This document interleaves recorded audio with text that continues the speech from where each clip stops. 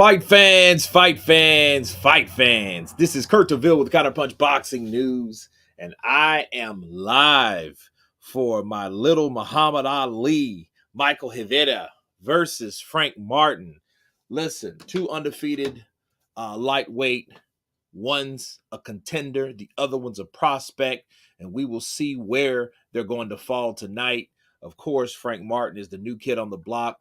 Micheal Rivera, I think, is a guy that's been overlooked a lot of times for some very good reasons because he's one hell of a boxer. He has some very good counterpunching ability. He's from DR. He calls himself the little Muhammad Ali.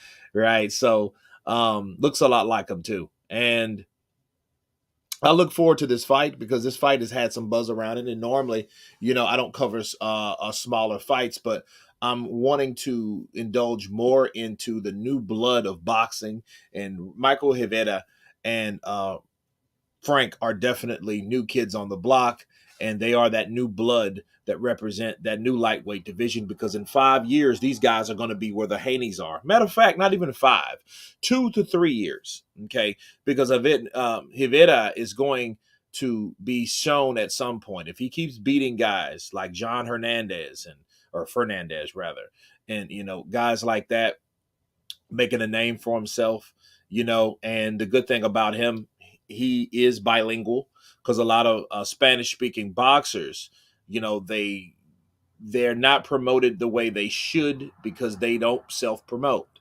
These days and ages, the Muhammad Ali credo is standard, okay? Back in the day, Muhammad Ali was a force of nature. He was an anomaly because he was able to, what? Self-promote, I'm fast, I'm pretty, I float like a butterfly, I sting like a bee, the eyes can't hit what the hands can't see, stuff like that. So, things, look, it's like, I think nowadays people are really wanting self-promoting boxers, and I think he is one of them. I think, he is definitely one of the self-promoting fighters that is able to speak to different variations. He could fight in England if he wanted to. So the sky's the limits. We'll see what he is doing tonight. When you guys come in, hit that like button, of course. Right now we're looking at Astrolabio and Papatov, right? And Papatov has went down for the first time in his career. And Astrolabio is, he has sparked out the last 6 people that he's been in the ring with. So, he's trying to, everybody I see from the Philippines now, they're trying to be the next Manny Pacquiao. Bars. I just see that, and, you can tell he's cocky. He's kind of looking like Manny, you know what I mean? He's coming in a little bit too cocky, though, because Manny really wasn't cocky in there. Like certain things he would do, he'd wink at you, things like that. As he fires that right hand, he stutter steps and throws it off and, catches you blindsided because you're going to go back because, those feints are a mother sucker with Manny. So I haven't really seen the next Manny, but definitely, these guys from the Philippines definitely want to fill in that spot of being the next Filipino sensation, okay? So Astrolabio is that guy that's trying to fill that slot, all right? So he's making a good count of himself. He did get a knockdown in the first round, a lot, but I think it was off balance, though.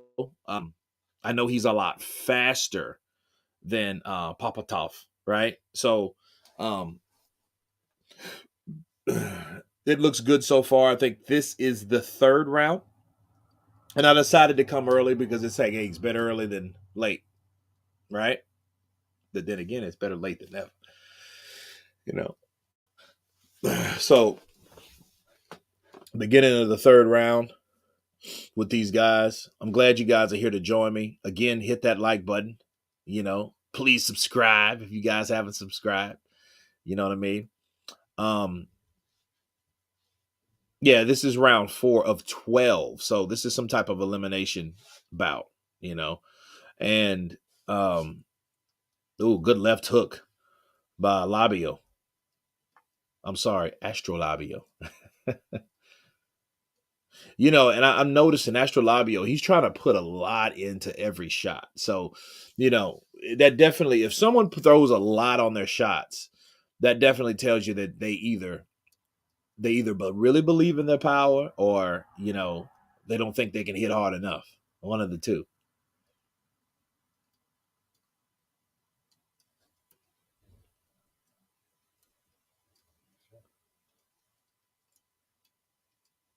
Oh, good right by Papatov. It caught Labio on the ear, on the left ear, kind of like that Tyson Fury Deontay Wilder punch. You know. Ooh, good left hook by Papatov. He kind of weaved in and caught him because Astrolabio keeps his guard kind of open, and he caught him right on the inside of the left hook. And look, and it's crazy. Shout out to the referee, man. I like how he respected Mills Lane too, because he's like, hey, this is to honor Mills Lane, like he would say, let's get it on. See, look, they're breaking again for elbows. Okay, Astrolabio has gave him an elbow. Yeah, these guys, they've already had a clash of heads. Some shoves, some pushes. Oh, good left hook by Labio. Look, 2 behind the head, 3 behind the head punches. Like these guys, look, both of these guys are hitting. Now they're whacking each other behind the head. See, it's like this. It's second nature when you're in a clinch to hit somebody and whack them behind the head because their head's right here, or right here, and the first thing you want to do, you want to whack them. You know what I mean? You want to club them. And it's crazy because it's like, yeah, he did it again. I predict this is going to be some points deducted fight because you have Astrolabio coming in with this big macho ego. Ooh, good left hook by Papatov. And Papatov is, I think he's from Russia. Yeah. And he ain't taking no shit. You know what I mean? He ain't taking no shit, people. So, good body punches by Papatov. Now, if he hits him behind the head and knee, that means he's holding them and hitting behind the head. Oh, good body punch at work from Astrolabio. So these guys are they're fighting like they're mad at each other. And I think this is how fights break out in boxing, right? When these guys start filing each other. So one guy inflicts something dirty, and then the other guy does something dirty. And then that's how the retaliation starts. And sometimes, good left hook. I think that hurt Papatov. He got caught with a lethal left hook coming in. He came in and got chinned. Oh, that hurt him too. Good right, overhand right by Astrolabio. Like I said, Astrolabio, look, and he's taunting him every time the bell rings. Astrolabio's looking at him like this fierce gaze, fierce gaze, fierce gaze. Yeah, look at this. Oh yeah, these guys are just whacking each other. These guys are like, they're holding each other. It's crazy. Look, it's crazy, man. This is some crazy stuff. Now, listen, I'm all for Showtime Championship boxing. Okay. What I'm not for is all of these. Hey, there's comments. King Mike Hall, what's up, brother? Counterpunch to you. What up? King Mike Hall in the building. And like all these pay-per-views are unnecessary. They like Showtime. I don't know if they're dealing with some type of money issue, some type of budget issue. But all of these fights, like that Tank Davis fight and Garcia fight, I didn't see the bat signal, but okay to pull up. I know, right? I don't know, man. Notifications, right? I don't know. It's crazy. It's crazy, man. I wonder if there's somebody you could call. Like, look, motherfuckers, I'm not getting my notifications. I inboxed you just to see if you were going live. Man, you know what? Let me see. You know what? I'm just now looking at it, but like that was like not too long ago. So, yeah. Yeah, man. I mean, matter of fact, let me move it. Oh, dude, he went down. He went down. Oh my, yo, Astrolabio is mad cocky though. He hit Papatov, and Papatov kind of went down, and then he took a knee by the fall, which was smart because if you try to maintain, and you know your legs are not under you, the referee will stop it, and he should, because if you don't have a stable foundation under you trying to take punches or trying to throw punches or trying to land punches, like you shouldn't be there. Ooh, good right uppercut.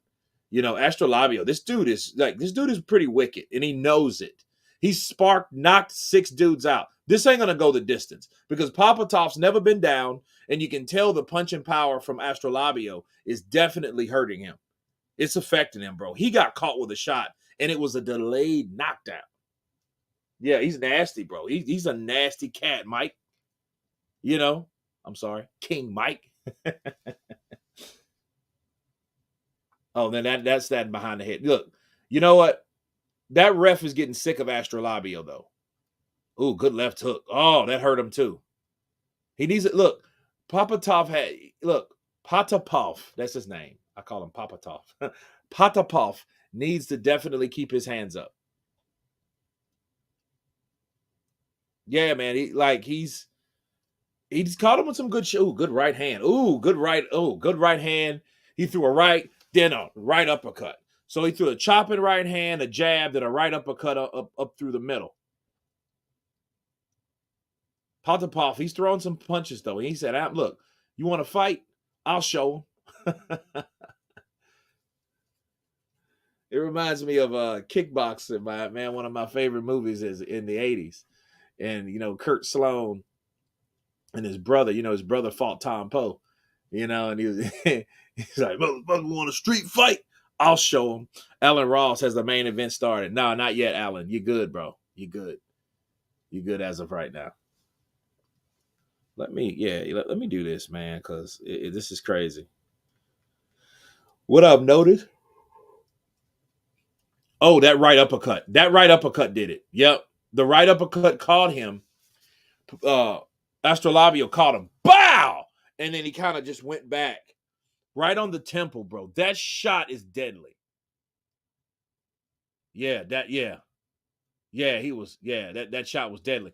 Look, Astrolabio just chased him and looked at him like he was a creeper. Yo, he ain't no chump though. Because he started throwing punches, They're probably going to give him one more round, man, because he's getting beat up. You know what I mean? And sometimes, listen, everybody meets their match. Eric Morales and Marco Antonio Barrera, those guys, probably exception of one-on-one Marquez. Those guys like that, they failed to Manny Pacquiao at some point. Manny Pacquiao had this type of power at that weight class that you couldn't deny, that couldn't be overlooked, that you couldn't avoid.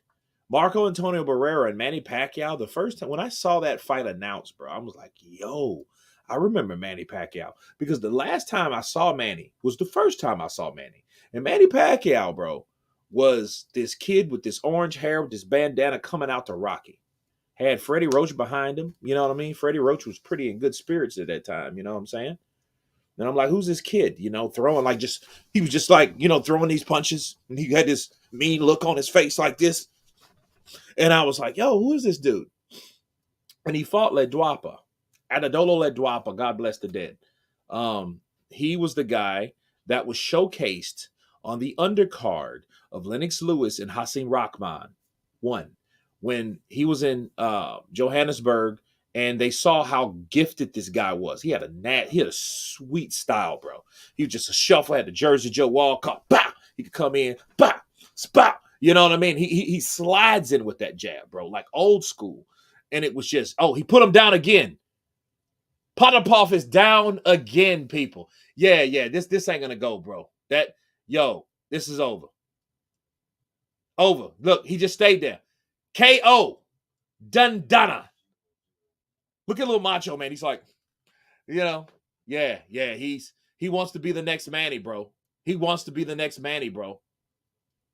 He wants to be the next Manny, bro. That's it. He's trying to take that slot. I mean, I'm trying to tell you, these cats. There's been a couple dudes that came over. Then he does a backwards flip. Oh, yeah. He's going to be something. Yeah. He has personality. I don't know if he can speak English, but don't worry. He'll work on that. You know what I mean? I like to thank everybody to be the next Manny Pacquiao. Manny Pacquiao, I don't be the best Manny. I am going to be Manny too. Manny part two. I want to be that coming. Use the look like an angry pepper. Yeah, man. Crazy, man. Crazy stuff, bro. Yeah, that dude, that was a nice knockout too, bro. He took him down. He look, a guy that's never been down before ever in his career got stopped. Got dropped. First off, then got stopped. He stopped himself. Look, that's a hell of a thing when you stop yourself. Normally, you got to save the fighter from themselves, not stopping yourself, not stopping oneself. You know, he's sitting there like, man, nah.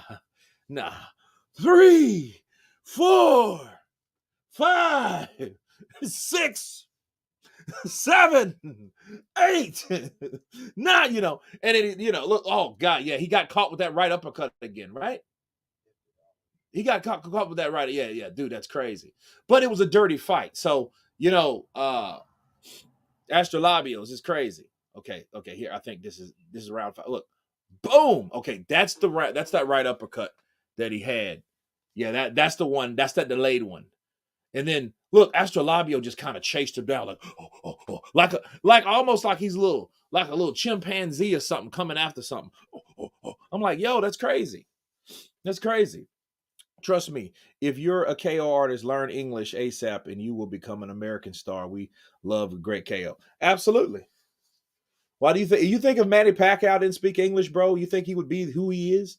He'd just be another guy that's a good fighter that don't speak English. That's pretty much it. You know what I mean? And I'm not trying to be prejudiced or nothing. I'm just saying the facts. You want to come over here to be a star, bro. You're going to have to talk that star talk. You got to get you one of them American girlfriends. Walk down the Hollywood Walk of Fame. That's what you got to do. Those type of things. Crazy, man. Crazy. And he's still like, yeah. I am ready. I want to be like Manny. I want to be like Manny Pacquiao. Yeah. Yeah, man. Papatov is like, dude, what was that? Who and where did they bring this guy from? Who and where did they bring this guy from?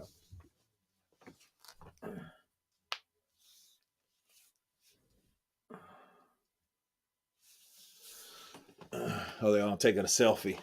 It's the world of selfies. It's crazy.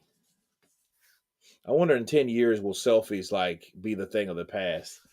People 10 years from now, hey man, remember back in the day everybody used to use selfies? Till they found out it was cancerous.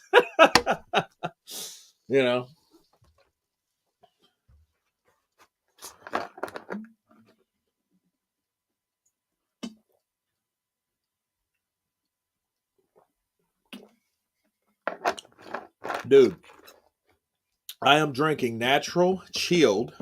I call it God chilled Kangen water. I leave it outside.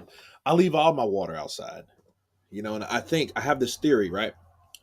I think when it's naturally chilled like that, I think it's better for your body and your organs as opposed to putting it in a refrigerator. I don't know. It's always been a theory of mine.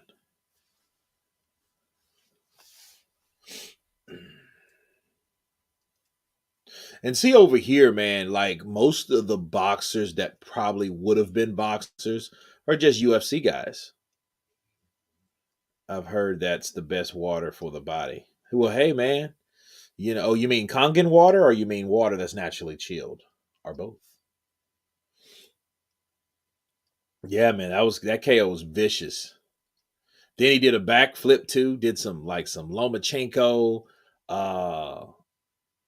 Teofimo Lopez. First time I seen Teofimo, I was impressed though, bro. I was really impressed. I'm like, yo, this guy's gonna be something, and the thing is about boxers, you have to take into consideration what they achieve. Maybe not. It's probably not far around the corner, and it wasn't for Teo. Okay, but understand what they achieve in boxing, it can easily be taken away. And so I think each boxer should just admire and recognize what they are able to accomplish and what they've done. Showtime going big on MMA boxing is dead. Joey Chaz, it seems that way. That's what they're pushing now, and that's probably why, though, to be fair, that's why you see less boxing slots on Showtime, because they're replacing them with UFC. That's why they're like, okay, well, boxing is not as mainstream as UFC. So if you want to see boxing, you're going to have to pay per view. That's what they're doing, because they don't want to fit the bill the whole time. They don't want to. They don't want to give guarantees for anybody like that, and it's crazy. And here's the problem. I think Terrence Crawford and Errol Spence should have happened years ago. But then I think it should have been. I think that fight should have happened in 2018. And then I think at that time, Showtime still had enough money to fit the bill, or probably ESPN and Showtime could have did a merge, just like Tyson Fury and Deontay Wilder. So, but now it's going belly up. HBO, look, HBO had the same problem. Dude, I loved HBO. Boxing is a dead. It just needs to be restructured. Well, King Mike Hall, let's hope Dana White comes in and does something new for boxing. Let's just hope that happens. Shishkin. Uskateki versus Shishkin. That's something, because Uskateki was a beast, bro. You know what he did to Flint, Michigan. What's his name? Somebody help me out.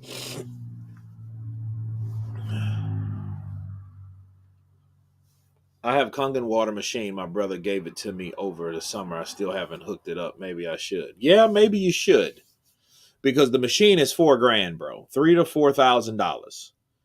And it has different, you can put it on different modes, like the one I get my water from. You can use it you can spring it, you can use it for washing, you can use it for drinking, you can up the alkali level. Yeah, it's really good for you, bro. It's really good. One of the biggest problems in boxing is that they forgot how to build stars by keeping them in the public eye. Yeah, I think a lot of times, man. Yeah, Darrell. Exactly. Mr. Chinny Chin Chin. Thank you, bro. Thank you. Thank you. Yeah, he knocked out Darrell, bro. And then here's the thing. He hit Darrell. Now, he hit Darrell and like after the bell. And Darrell was knocked out, but it was after the bell. So, Plant looked like he got beat up bad. Yeah, well, I mean, Uskateki's a rough, rugged fighter, bro. He's a brawler. And he's awkward. And, when you get hit by someone flush, awkward, bro, yeah. Yeah. He told me how much it costs. He was capping. He sells those machines. Well, I don't know how much he paid for it. I just know what it's worth. And if he gave you I wish somebody would give me a damn Kangen machine. Bro, I would be drinking Kangen water. I wouldn't drink any other water.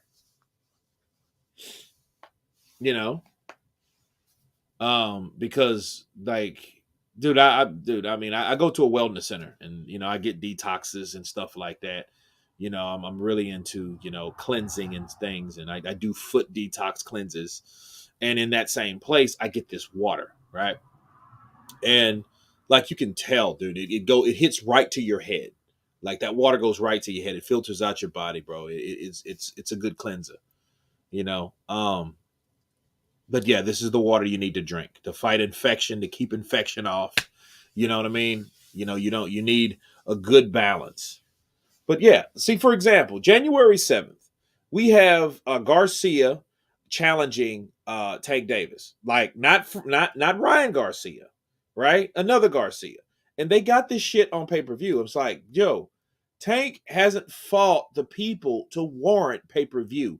So if you overstress pay-per-view by throwing and pushing pay-per-view over on people, you're not going to build stars that way. What you're doing is you're making people sick of watching, or they're sick of being charged for a fight that they don't want to see when it should be on free TV. Bars. Tim Bradley is the Al Roker of commentary. I don't know who Al Roker is. I don't get the reference. I don't,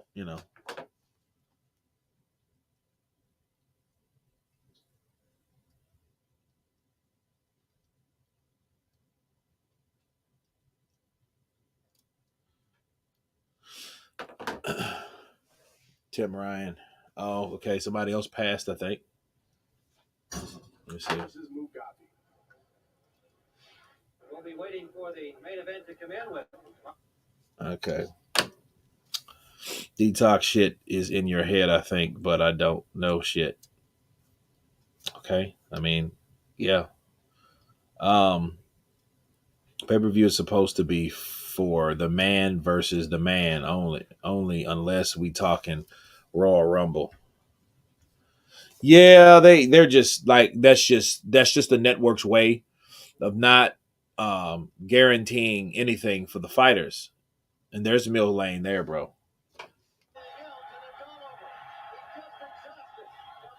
Dude, Mills Lane, dude, was the referee of Ugabi versus Hagler, bro. Like those, like people that was there, people that was involved. He was the third man in the ring at the fights like that.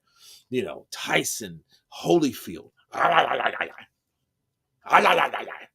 It's crazy, bro. It's crazy. Man, it's crazy. And it's like, then Hagler's gone, That's crazy. Oh, that's Julio Suleiman. Because Julio was the father of Mauricio. Julio was like the guy. Mauricio is like the guy's son, that does all the shady shit at the WBC now. Keeps the same people in the top number one slot after 2 losses, shit like that. It's crazy, man. It's crazy.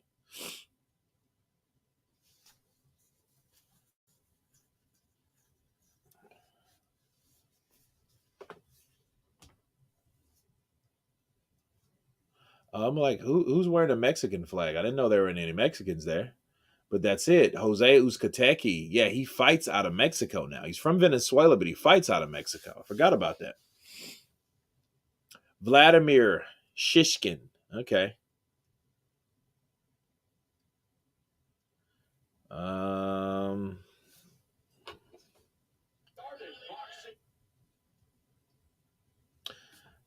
TKO 6 round over Jason Minda. Okay.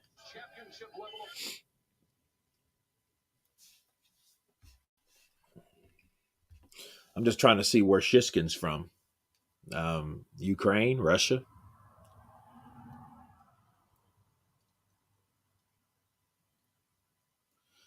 Well, obviously he has Sugar Hill in his corner, so Sugar Hill's there. Sugar Hill don't look like he's too happy to be there, though. Second round over Felipe Romero. Okay.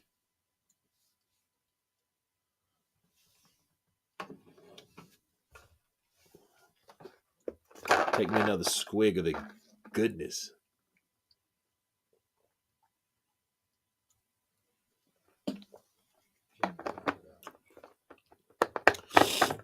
G Stack 814. Do I think it's going to happen? Yeah, I think it's going to happen, but I don't think it's going to happen now. Boxing is so like novelty-ish.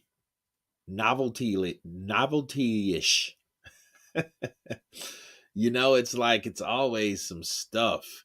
Look, these guys are 31, 6'1", 6'7 and a half, well, 6'7 and 1/4. Reach 73, reach 77. So these guys are even, bro. That's a good thing. You don't see many even fights these days. You see that, hey, it's a good guy to get beat by. That's good enough. He's not that good, so you're pretty much good. So, everybody's cherry picking, So a lot of people just try to be good at being better cherry picks, But no, I just think I don't think that'll happen right now. I don't think that will happen right now at all. I think what'll happen is somehow Frank will probably put forth, and I hope I'm wrong. Just for the record, I hope I'm wrong because I don't want to be right about a lot of this stuff. Okay. Levi Martinez. Oh God.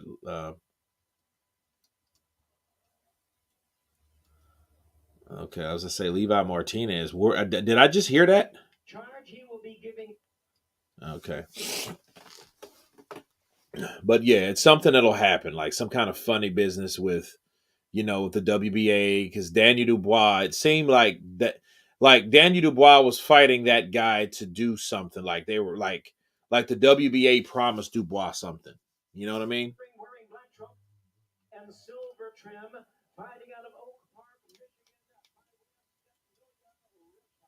Oh, he's from Russia. Okay, cool. All right.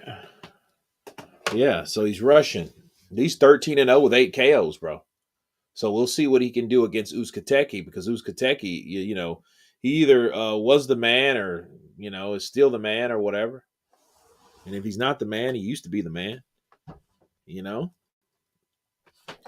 And I like these type of cards because you got a guy that's undefeated, that he's probably never been tested, never been in there with someone like Uskateki. And it's like, it's time to show what he's about. It's time to separate the men from the boys, right? And if you're still a boy, you need to go back home with your toy, And Uskateki, 32, 4, and 27, still a high knockout percentage. You know what I mean? He will get you out of there if you let him. But anyway, Darrell's uncle, bro, belt him. You guys remember that? I mean, he caught him with a right, boom, then a left. He caught him that left hook, and he hit Uskateki, bro. And Uskateki was like, and I'm like, dude, it's crazy. They're gonna let Danny go in there versus Usyk to solidify his status. I guess but it also just that gives Tyson Fury time also to he's had 2 fights, so it gives him another time to get a tune up, because maybe Tyson ain't ready. It's a lot of things I think that you don't hear from boxing. It's a lot of things you don't hear. You're not gonna hear that. Okay, well, he comes out with the Mexican poncho on, but he has Venezuelan trunks, so that's cool. Guys, I mean, you don't hear much about Venezuela no more. If you notice, like now the shift is like Ukraine and Russia, but like back in the day, like 3 or 4 years ago, so all you used to hear about was like, hey, Venezuela. You know what I mean? Pray for Venezuela. You know, pray for Orlando. Remember that? There's a lot of stuff. A lot of stuff was happening, man. And here we go, round 1.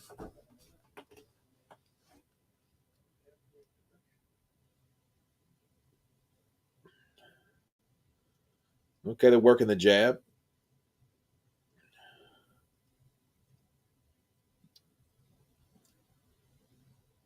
Oh, good jab from Shishkin.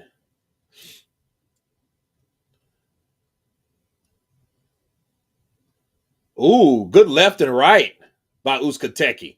He threw that left just to pinpoint where that right hand is going to go. Kind of how like Floyd did to Oscar De La Hoya. He like just threw that left there and shot right down the middle, because he threw the left as a rangefinder. A lot of times you don't have to throw a jab for, to see where someone's head's going to be, So that was a good move by Uskateki. I mean, it just shows you that right hand, the experience that Uskateki has, is being shown. Okay.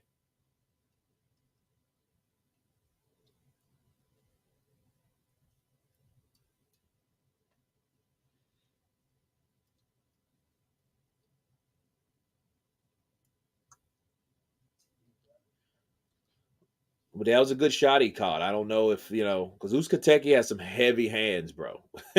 One thing about he has heavy hands, and Plant did a good job with him, just boxing him. So he's outboxable.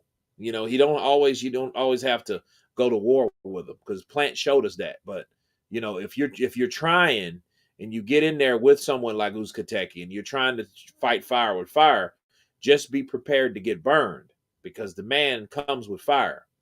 You're fighting Russian taxi drivers, but those MFers might be tough. Tyler, I know, right? you know, I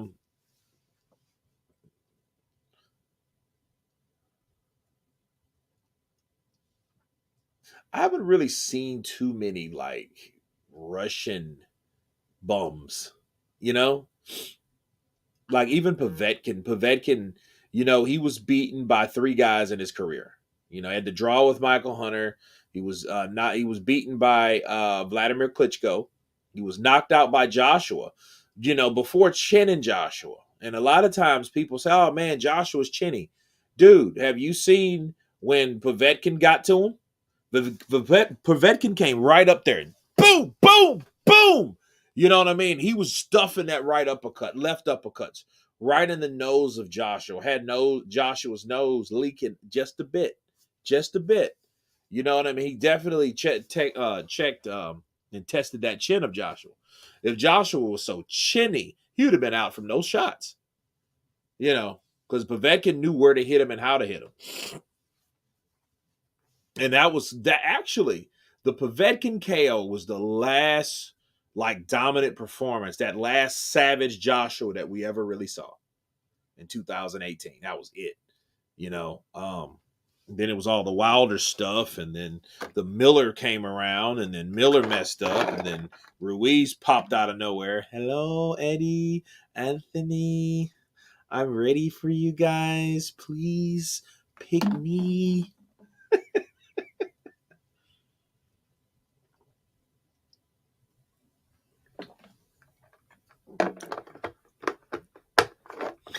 AJ is far from chinning. The only recent L he took by force was Andy rabbit punching and rabbit punching Ruiz. Yeah, that man does throw some vicious rabbit punches, bro. That's probably his best shot. And then honestly, man, Andy, man, like I don't know. And I was real happy for Andy. Don't get me wrong, I was happy. Ooh, good right from Uskateki. He has to be careful. And I see what Shishkin does. Shishkin moves around and he moves, but he kind of lingers the left too low. And Uskateki's already saw that. Ooh, good right, left hook right, right uppercut combination from Shishkin. Oh, good left. See, now Uskateki's like, okay, if you're running from me, I'm gonna come after you. Good right hand. You got to be careful, But oh man, was that an elbow that Uskateki threw? Oh, good 1, 2, 3 punch combination from Shishkin.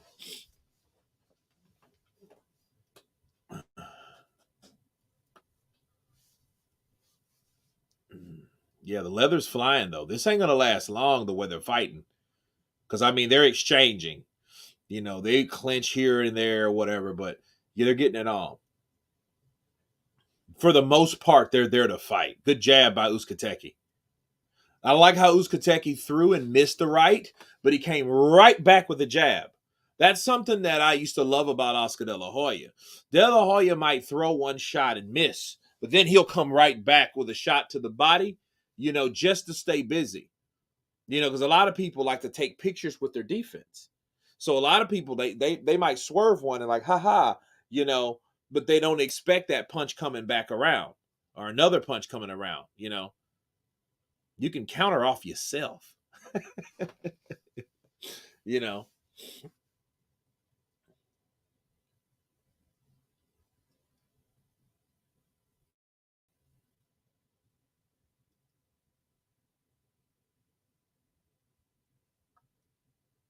Ooh, good left hook from Shishkin. Ooh, good right uppercut from Shishkin. Good left to the hook to the body by Uskateki. And Uskateki's trying to get out of that clinch because he's trying to work that body because he knows when he gets him on the ropes, it's time to do some damage. Uskateki, though, man, he has to be careful because he's doing a lot of swinging. He already has like a little mouse up under his right eye. I don't know if that's from a punch or what, but I doubt it's from a headbutt. Right, so You got to be careful. Oh, good right hand. Good left hook by Shishkin. Good defense adjustment by Uskateki because he got caught with a right hand. Uskateki was like, No, he was like, nope, nope. Not on my watch. That's what you got to do to confuse a guy instead of being amazed at your work. Absolutely. David Morrell, super middleweight champion. Okay. He's looking with much intrigue because he knows, like, hey, I got to,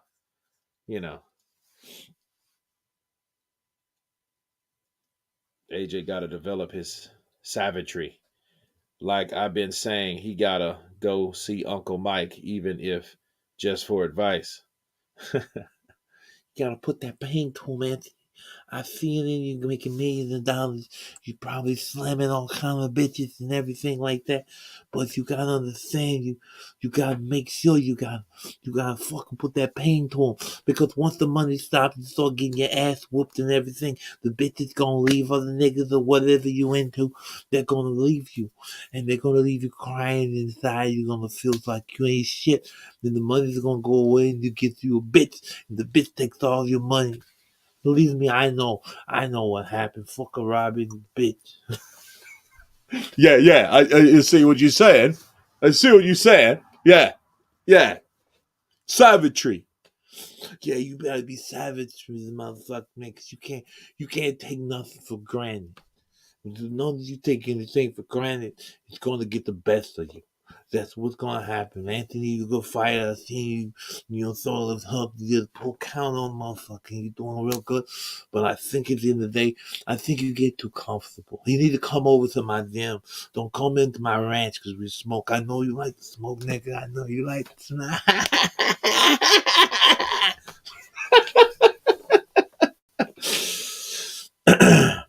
Oh, good left hook by Shishkin.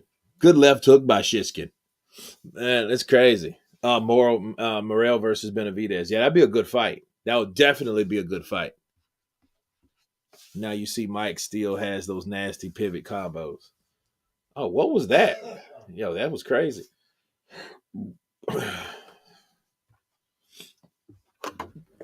Ooh, good right. Ooh, man, this is a good fight, bro. Because, see, Shishkin has never been defeated. And Uskateki hasn't caught him on nothing that hurt him. And then that's what he's going to have to do. But now he's in a firefight with a guy that's hitting him just as much as he's hitting him.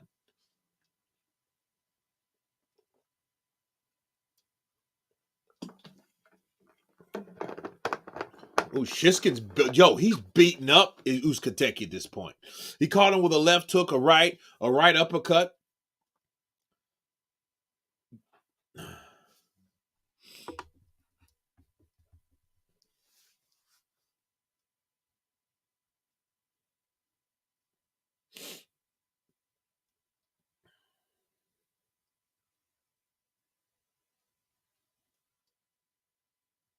Oh, that's right. See that right hand though. That right hand.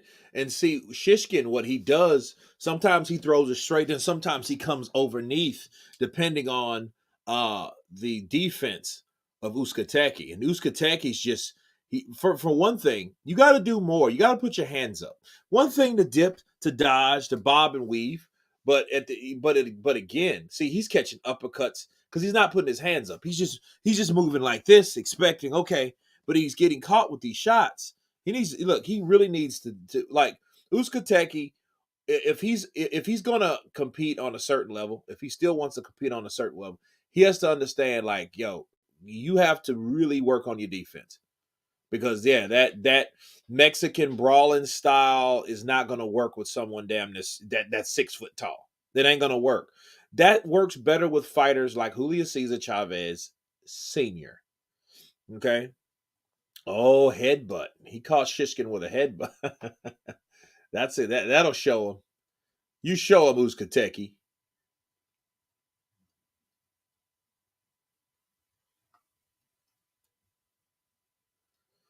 You got to bob and weave and change angles. Yeah, he's bobbing and weaving, but he doesn't have his guard up, so he's still getting caught. It's almost like push, push. All right, yeah, push, push, push, push. You know. Yeah, that uppercut was nasty, King Mike. I think Shishkin's up, man, because last couple rounds he's landed like more of the solid exchanges. I think he's landed more and everything. Now I'll give that first round because this is just the fourth round here. But the last two I'll give the Shishkin. The first one I give the Uskateki. Yeah, look, he's mixing them. Then Uskateki wanted to belt him with that Andy punch. You know what? Rabbit punches, and now it's going to be called Andy punches. Hit him with the Andy punch. When I hit him, I want to hit him in the skull, behind the ears, behind the rears. Yeah, he's more active. Yeah, because Uskateki's busy trying to get out of the way of shots that he's missing a good portion of those shots.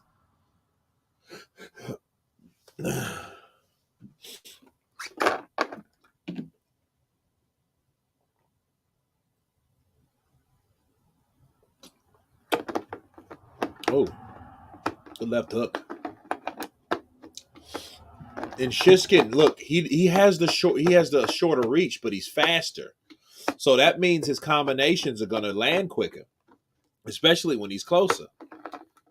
Yeah, it's going to be Andy punches, bro. That's it, Andy punches.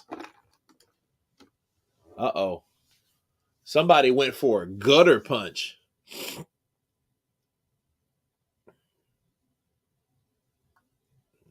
Good job jab by Uskateki.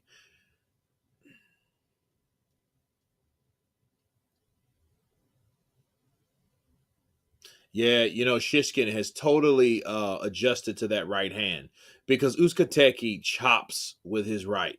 Okay, you don't want to get caught with those chopping right hands. But see, Shishkin he's learned to lean his shoulder, then he misses him. So it glances off of his shoulder more than anything else.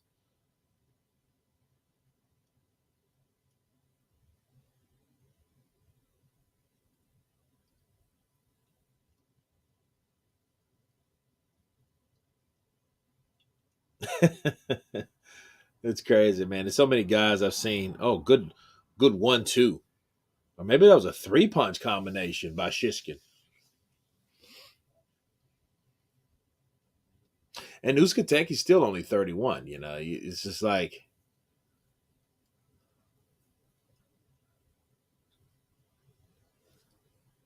he's fighting like he's like 35. Like Shishkin's in there with a 35-year-old. And they're both same age. Yeah, Shishkin looks like a solid contender. He looks like a solid cat, though. He can take a punch. He ain't a bitch. He can punch. He can punch a bit. Yeah, he's standing him up. He's taking him.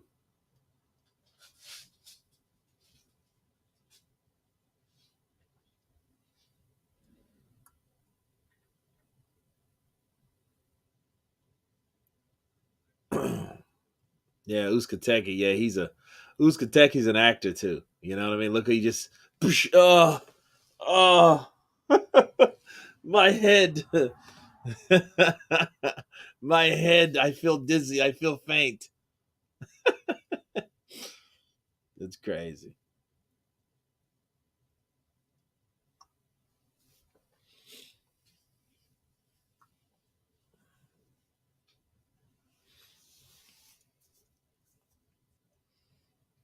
Round 5. Okay. Yeah, I think these guys, I think they need to let the referee do his job. I don't think they need to fight punch in the clinch at all because for one, these are some hard hitting guys, and then those rabbit punches like that, they're not healthy, bro. They're not healthy.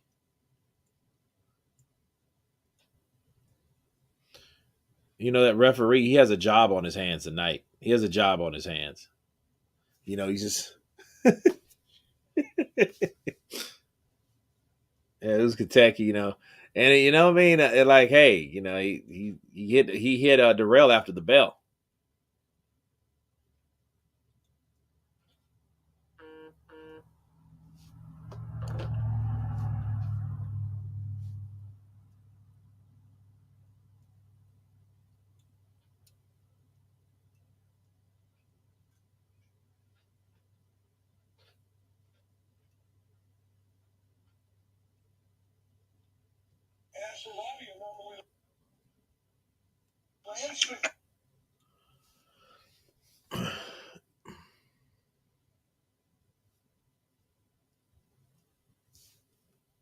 It's only a matter of time. I don't know. I mean, I don't think he's hit Uskateki with something. I would give it round 7. I don't think round 5 is.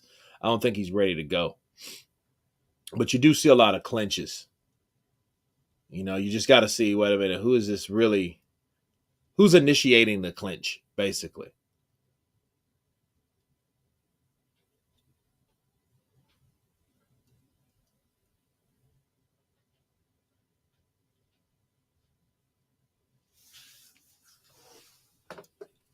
good jab by Uskateki. Uskateki needs to throw his jab more because when he throws it, it lands.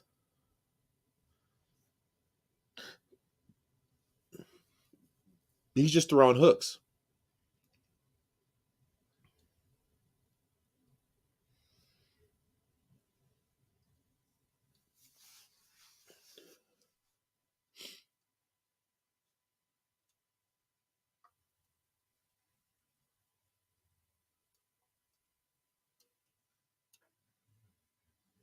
Yeah, it's you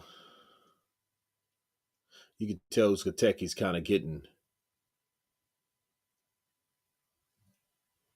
Damn, somebody landed something. I just seen somebody's like it happened so fast. This referee's like, dude, these dudes clinch more than. Let's see. Let's see. Yeah. I mean, it's only a matter of time before Shish puts it together. Us is on the bad end of nearly every combo. Hmm. Hey, speaking of which, look at it. There's a Caleb Plant in the building. Him and with his pretty wife.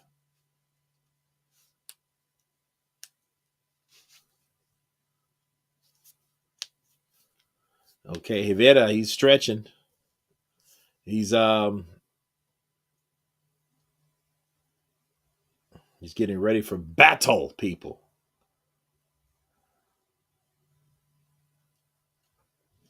Okay, we got Frank Martin in there. Frank's already putting his gloves on.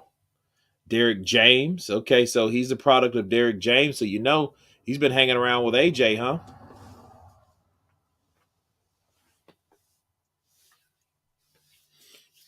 So we'll see. We'll see what Mr. Martin's doing, what he's about tonight, because he's coming in with little Ali. Yeah, Sweet Hands is in the building. Man, I just go in there and just do what I need to do. You know, they call me Sweet Hands for a reason. You know, I want a Canelo rematch, really. They won't give it to me, but that's what I want. David's finna break him down.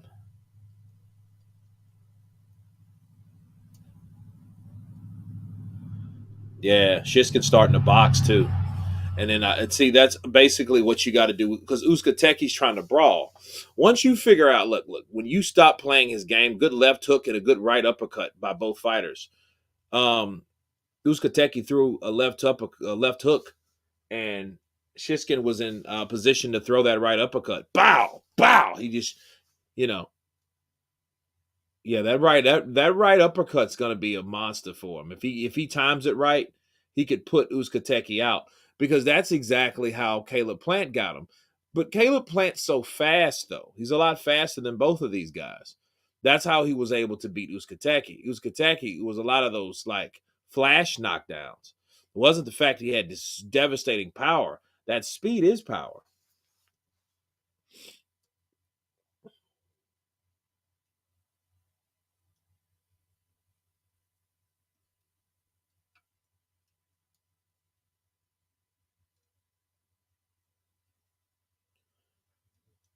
Let's see here.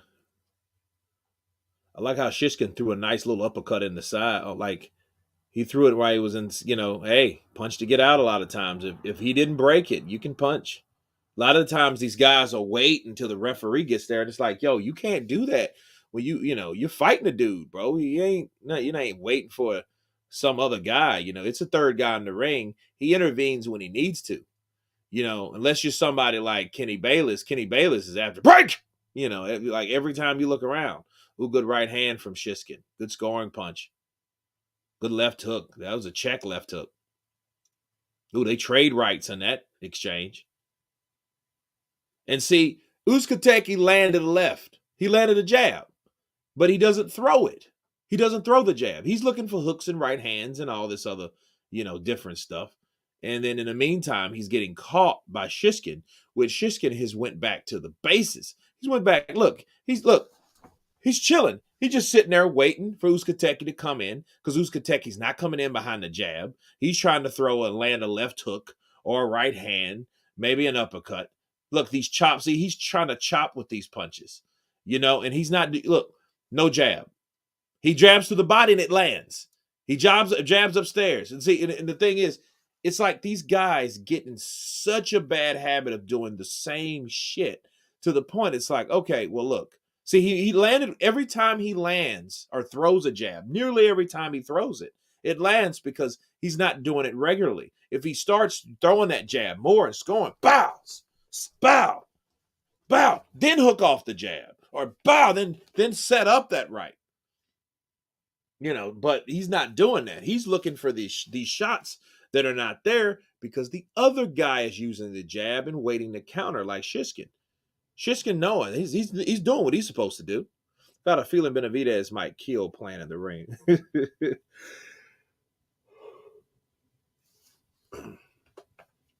Javen Sugar Hill, he's telling him to go to the body. Is it to me or Javen Sugar Hill is getting a little fat? He got them Tyson Fury checks. He just cashed. That check just cleared. He got him some steaks, probably some Oreos, some mushrooms, some Twinkies. Some potato chips, popcorn, some Snickers, right?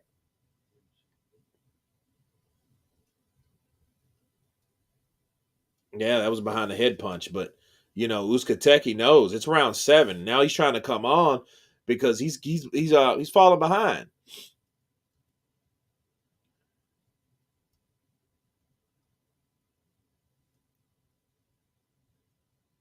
Oh, good right hand by Uskateki though.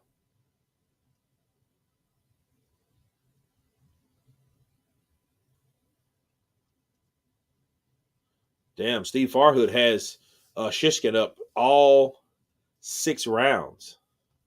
A warm salute to Kurt and everyone else in the chat. Daniel, counterpunch to you, bro. Viva Caleb Plan. Slickness versus face defense. Absolutely. Had my buddy Barry over there. Yo, he's Irish, bro.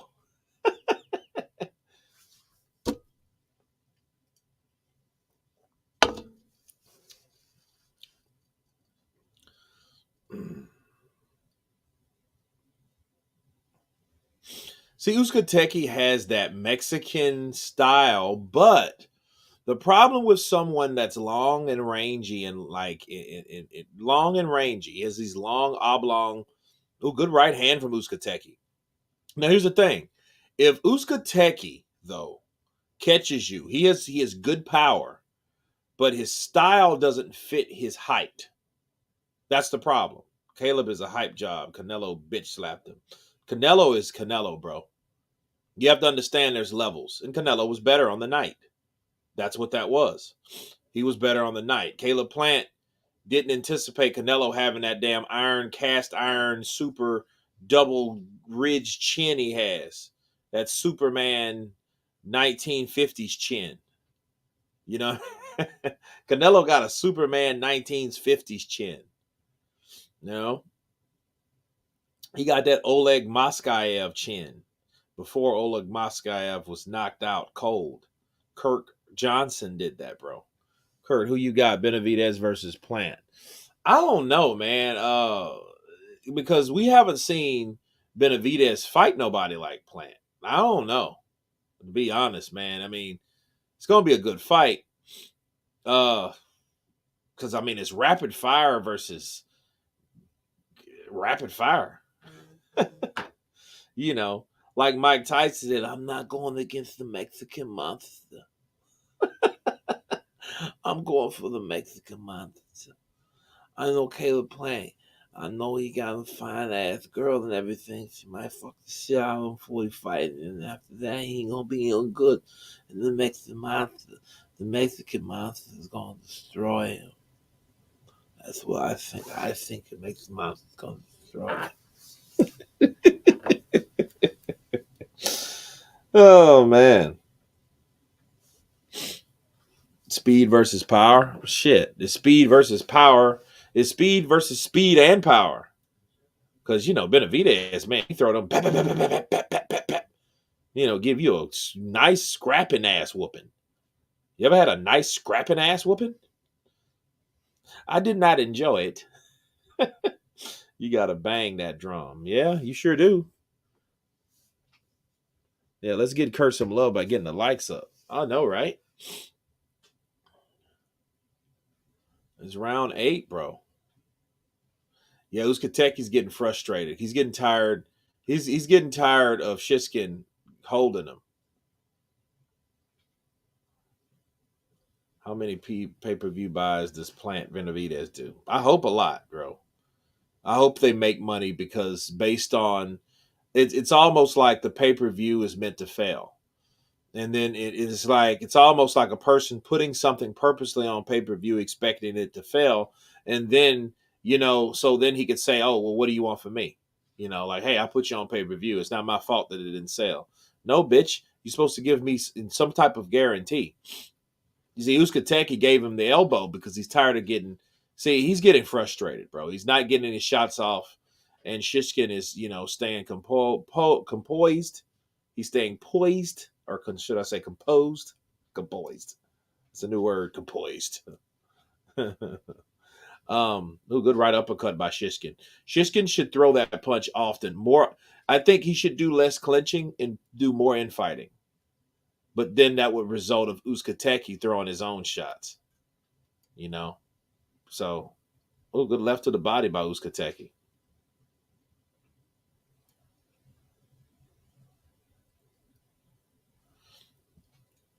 Good 1-2. 3-4 by Shishkin. And that was on the inside. Steve Farhood hasn't given Uskateki one round yet. And Uskateki's like, he's sick. Like, Uskateki wants to throw punches. And I know it's a good right uppercut by Uskateki. He caught him coming in. And I think he was trying to clinch him like he normally does. And Uskateki just fired that right uppercut right up in there. And he got him. Good 1, 2, 3, 4 from Shishkin. Man, these are like bop, bop, bop, bop.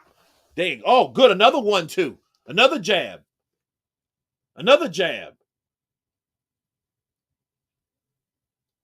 Good left uppercut from Uskateki's on the inside. But I can't imagine him getting enough range on his punches because he has longer arms.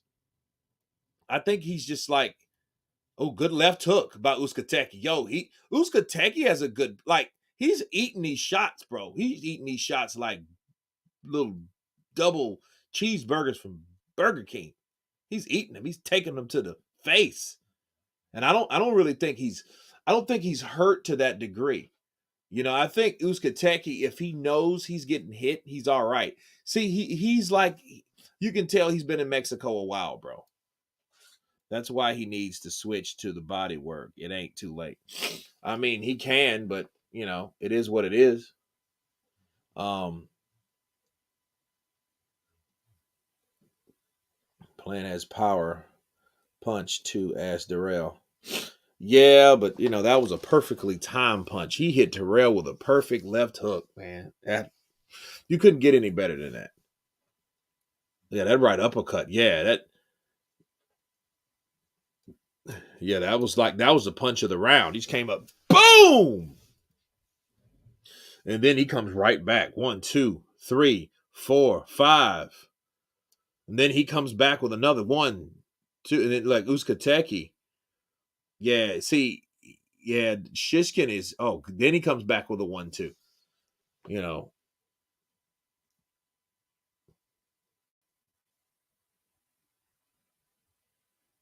ooh, good right. Yeah, okay, here we go. There we go. See the referee. That's a good warning because Shishkin is starting to hold a little bit more to his convenience. There's one thing you can't do that shit all the time. You can't. If you do that all the time, man, it's gonna be noticeable, and the referee will get sick of seeing that. Because see, the other fighter's he's trying to fight. He's trying to progress in the fight, and then you're holding him. Good right uppercut. Now they exchange right uppercuts.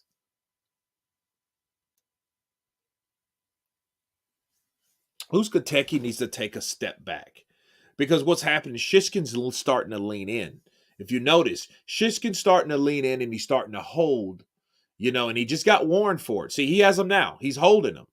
And it's kind of crazy. Like, holding is an art form, though. You gotta, like hold and hit, but then some people hit and then hold. Like Floyd Mayweather would hit you, then hold you. Bow, bow, bow, bow.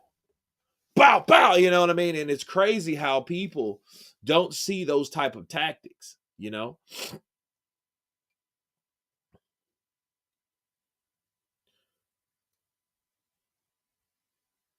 I would love to see Uskateki and Julio Cesar Chavez Jr. in their prime. That would be a fight, bro. Or you know what? Better yet, Triple G up there. And Triple G, I didn't really like to see him at 168, but they had the third fight, and Triple G just too old, bro. Triple G was old when he fought Canelo the first time. Let's just be real. If that fight was going to be if Canelo would have fought Triple G in 16, that was probably the last decent performance. Okay, yeah. Yeah, he hit him again. And look, and that's his last warning. This fight might come down to some points being deducted because these guys are really, you know, for one, he's warned him for holding. He's warned him for hitting after the break. He's warned Shishkin for a lot of occasions. Hopefully, Plant schools Benavidez with spectacular fashioned. Okay, Floyd does more of a hit and hold twist out. Yeah, he's oh good right. Oh good double right by Uskateki, and he took it good. Oh good right. And see, look, this is what happens, and that's why he gets the elbow because Uskateki's tired of him holding. A lot of times you have to use your footwork, and a lot of times when people in doubt, they hold. When they can't handle certain pressures in fights, they hold, and that's what I see about Shishkin. I mean, he's like this is his 14th professional fight, so yeah, he's doing good. He's still winning, but at the end of the day, he got caught with some shots, and he had to be careful because if Uskateki catches him and hurts him, and he breaks down that strong chin armor that we've seen throughout this fight, Uskateki's a good finisher, and Uskateki has no problem giving you the Andy punch. He has no problems with any of that. He has no problems with hitting you behind the bell. After the bell. He will take a swing at you. That reminds me of David Tua, what he did to Hasim Rahman when they fought. David Tua caught Hasim Rahman like clearly after the bell. Ding, ding, ding, ding. Bow! He hit, man. Yeah, that right hand was good.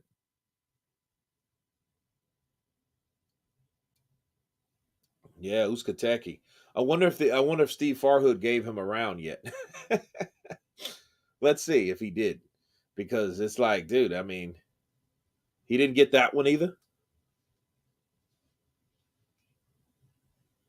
I'm just happy Triple G versus Mungia might happen. They deserve the bang. Mungia is like, dude, I feel bad. Like, and that's just the problem with Al Heyman, too. Al Heyman is a guy that he has good talent, but he doesn't believe in mixing them up. And if he does, it's not going to be worth the money. Okay, Uskateki finally won a round on Steve Fargood's card. Mind you, unofficial card. Unofficial scorecard.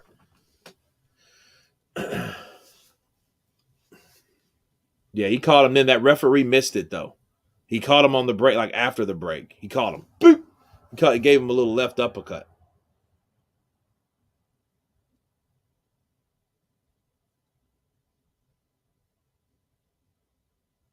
This is the championship rounds. Munguia will retire Triple G.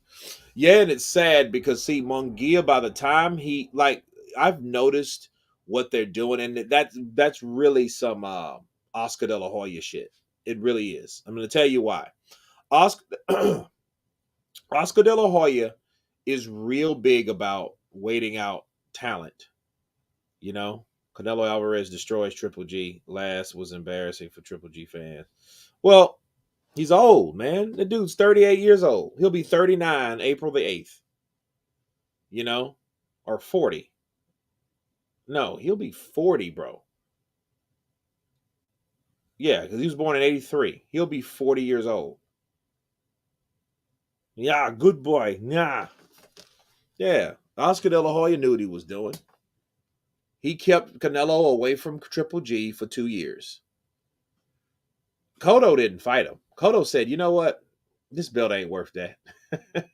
I'm not fighting this dude. He ain't busting my pretty skin up. I got to go home and make love to my wife. With her 2 moons over Miami. His wife like, whoa. You know, Cotto's like,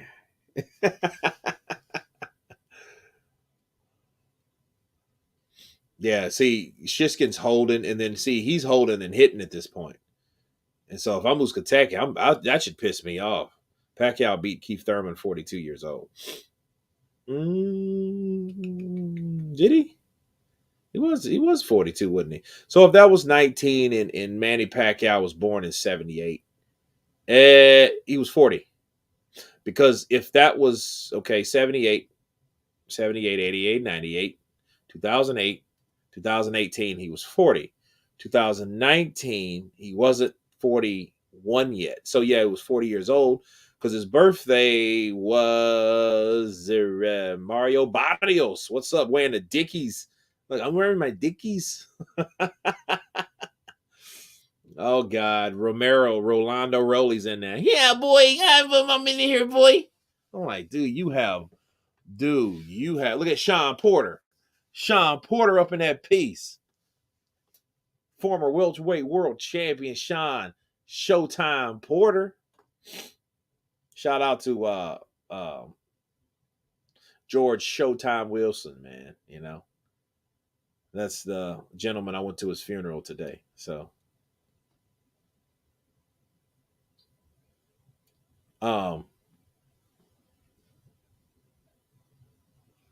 11 out of 12.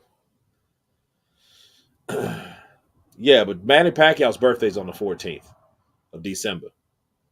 So yeah, he was 40 years old. He wasn't 42.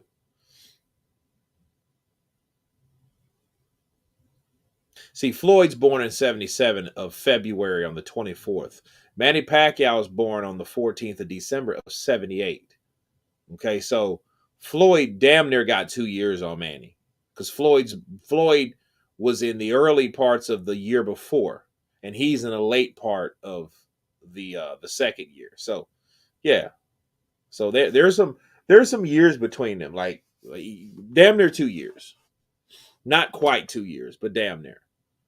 So 20, no, what is it? 12, 21 months. Floyd is 21 months older than Manny. 20 months. Sean Porter, man with cojones. My respect for that's cat. Yeah, man. I like Sean Porter. Sean Porter is like, and he's fought everybody. Like, why can't people be like that? And then that's why I know it's BS, bro. It's like, you can't tell me that fight can't be made. You know what I mean? But Al wanted that fight. You know why he wanted Sean Porter to fight Errol Spence? Because he managed them both. and he both gave them a guarantee of $2 million. They were both millionaires getting out of the ring from fighting each other, and they fought a very competitive fight together. That 11th round decided that whole fight. That's what it was. You know, if it wasn't for that right hook that Errol Spence threw and landed, and he caught Sean Porter. He caught Porter. King Grayson, what's up, brother? Counterpunch to you, man. Everything's good, man. Just watching some good night of boxing. Watching Uskateki, possibly lose again. You know, he looks like he's losing this fight. But this is boxing. He might catch him with that shot. It's like the lotto, man. You know.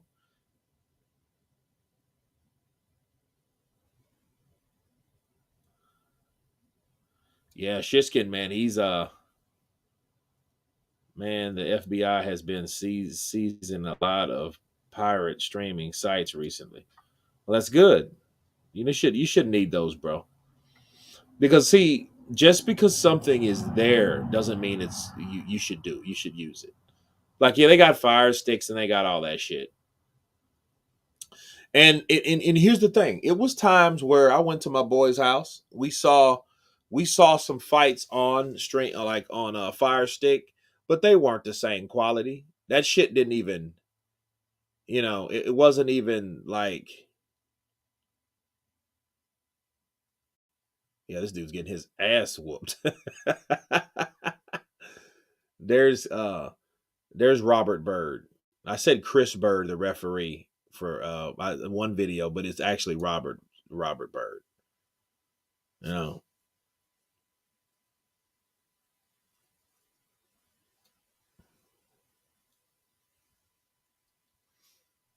Oh man, he's kicking his. Oh man,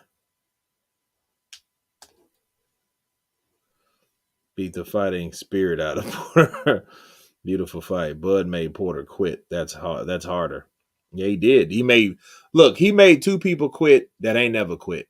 Amir Khan ain't never been quit. Amir Khan gets knocked out because he ain't. He's chinny. He don't quit. Terrence just beat him up and made him quit. Like, look at that acting. Look at that acting of Uskateki. Oh, you know what? I think he got. I think they there was another headbutt and the referee missed it. I don't see how he missed it. Oh, good left hook by Shishkin.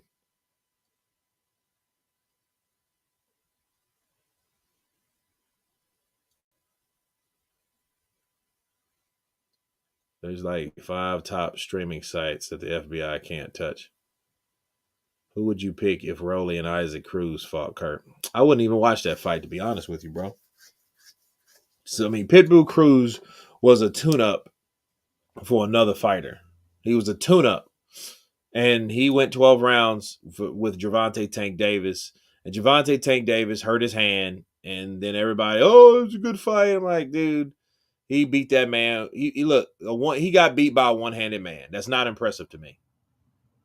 But I do understand, that he's supposed to be this guy that's supposed to just been a wash for Gervonta. Another target practice fighter that they picked out of nowhere. I get it, but I'm not really impressed. He ran from Stevenson. He didn't want that smoke. I'm glad he's making his money. I'm not hating on him. It's just that I know the reality of stuff.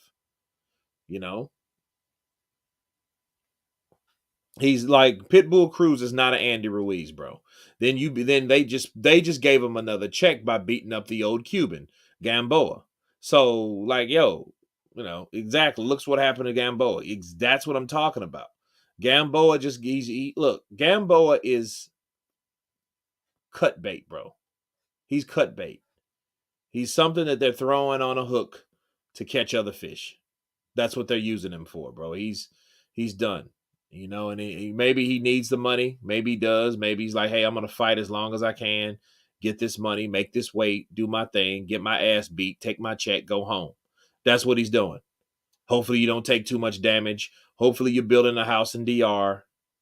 If you're not, you're a moron if you think you can stay in fucking Miami like that. Because a lot of these guys are renting. They're not smart enough. Hey, let me buy some property somewhere else so then I can go somewhere with my family and raise it. I don't know if he has young kids or not, but still, a lot of those Cubans, they go to Miami, and then Miami's so expensive. You better go to Homestead or something like that, south of Miami, you know, because even Homestead, it gets more expensive once you enter Monroe County. So, yeah, that fight's over. Uskateki lost another one. He's gonna think he won, but okay, well, whatever. We'll see. I believe he does. I believe Gamboa has property in Cuba. I don't mean he's gonna go though. I mean, because he's a defective one. I mean, here's a law in Cuba. If you defect from Cuba and you get citizenship somewhere because of diplomatic immunity, what happens is, I mean, Miami's been full of immigrants. I mean, all types, Joey. What the hell? That ain't nothing new. I mean, since the early 80s. But if back to Cubans though, if you defect from Cuba, you have 7 years.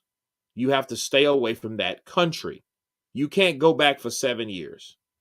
What, Kurt? That will be a good fight. Isaac Pitbull Cruz and Yellow Busy Boy. I guess.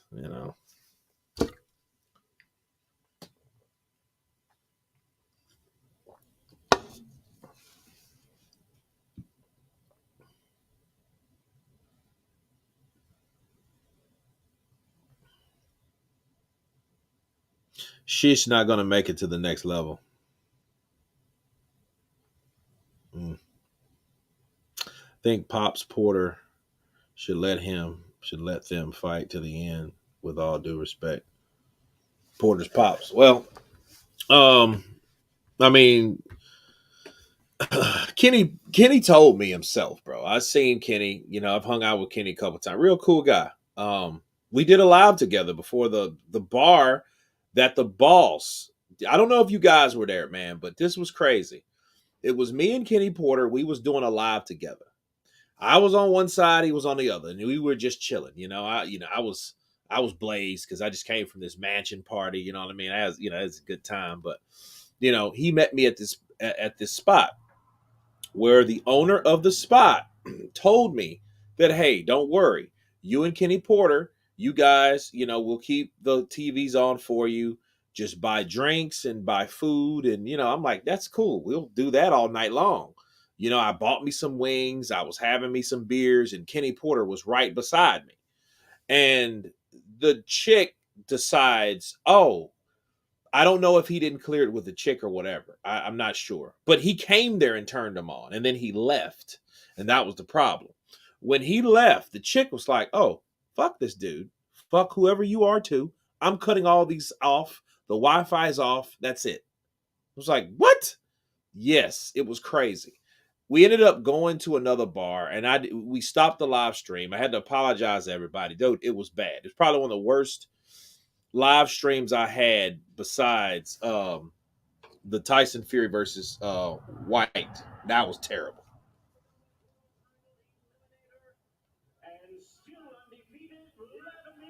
There we go. Well, Vladimir wins. So that's why all those guys were there, because this is an eliminator. Vladimir Shishkin. Okay. So he goes to the next level. We'll see. He'll be a good somebody will take that O from him real quick though. I just have a feeling. Because I mean he should have knocked out Uskateki, but 14-0 though, 8 KOs.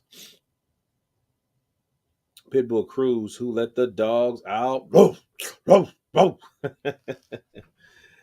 Kurt, who do you have for Rivera versus Mark Martin? I got Rivera, man. I got Little Ali. Little Ali, because he floats like a butterfly and he stings like a bee. That's it.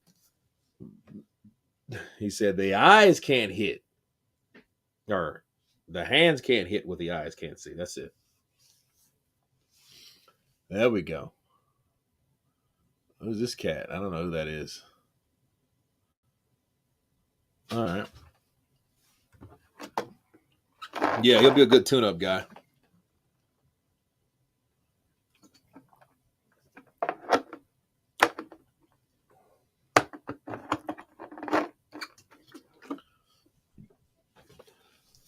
Because Uskateki, yo, that's his 5th loss. Yeah, dude. Uskateki's going to turn into guys like Gamboa. He's going to be a gatekeeper. He's going to be that guy that you fight to see that you're that guy, to see if you're going to go to that next level to fight the other guy. That's what he's going to be. Support our brother. Push the like button, please. Yeah, hit that like button. You got people jump in and jump off. You know what I mean? I don't know. Spectators, haters, non-participators. Number 2 WBA lightweight contender. Okay, he's number 2 with the WBA. So Herman, okay, that's cool. Herman Casedo, yeah. Herman Casedo, yeah, he's Luis Ortiz's.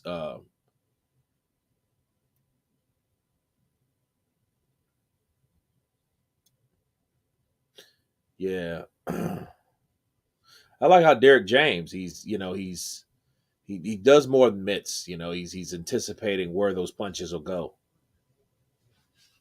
He's a southpaw though. Southpaws are slick. Fancy curtains, huh?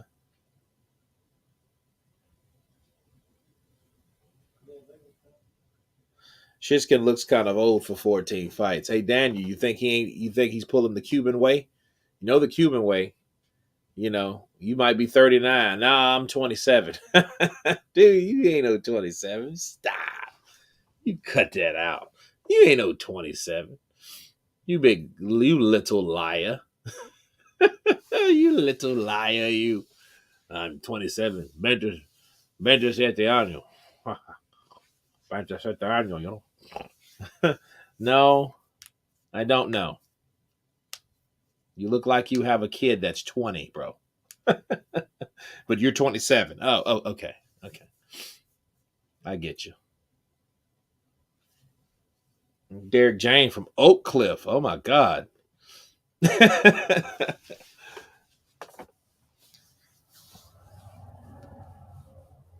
Yeah, I was in DeSoto Parish.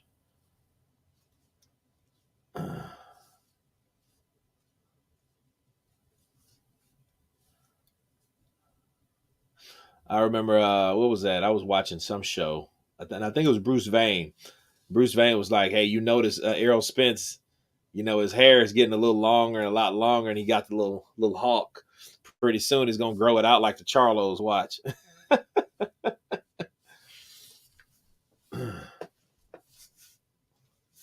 Kurt, I meant to say Miami area is being flooded by immigrants so much rent and property is double.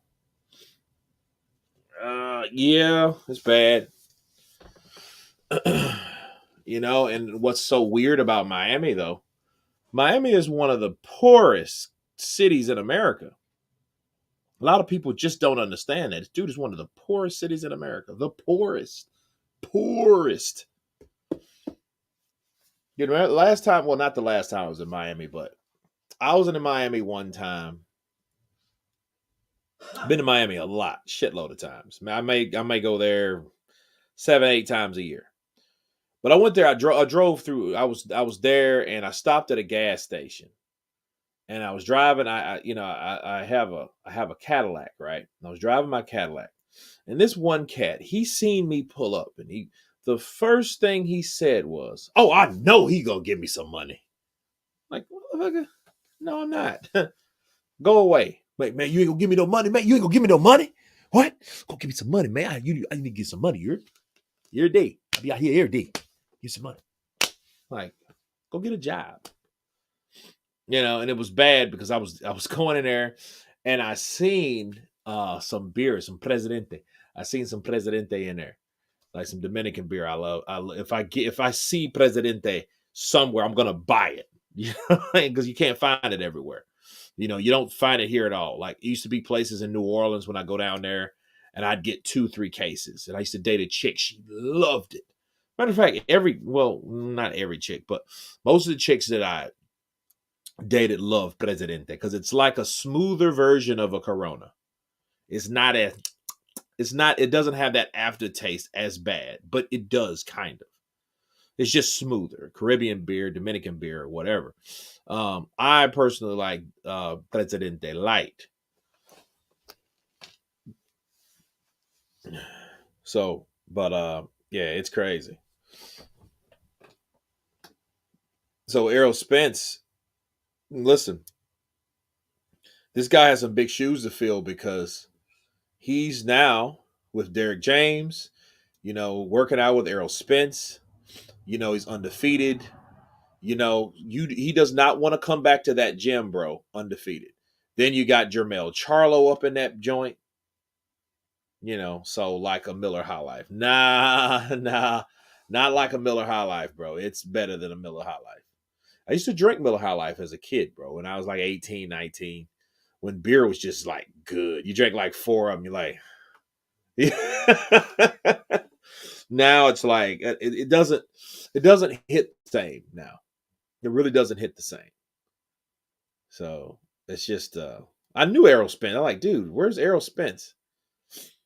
Yeah, I'm up here, so yeah, I'm ready. Let's hear how Errol Spence doing. How are you, EJ? I'm doing good. I can't complain. It's good. I saw the piece there on your fighter. What was it that you saw that you said, you know what? I want Frank Martin to be my first fighter under Man Down Promotions. Just his tenacity, his focus, his dedication. Being in the gym, he'll work, and then he'll leave. And then he's not doing any extra things, extra stuff, or just hanging out. He's 100% focused on his craft and 100% focused on being the best fighter and, basically trying to dominate a very packed division, which is a 135-pound division. How many fighters do you want? I say probably like 4. Dealing with fighters like dealing with kids, man.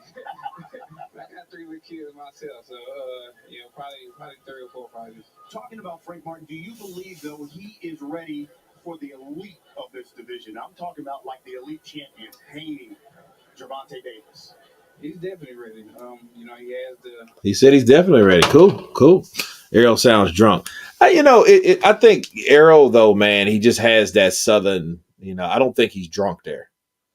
And to be fair though, Errol Spence has a low eye. I don't know if you guys remember a fighter by the name of David Reed. David Reed had an eye like similar to that. And it's like it wasn't that his isn't as bad as David Reed's, but David Reed had this low eye. It was low. And then really that eye is the reason he had to stop fighting. Philadelphia fighter, super quick, 154 pounds, super welterweight champion at one point. He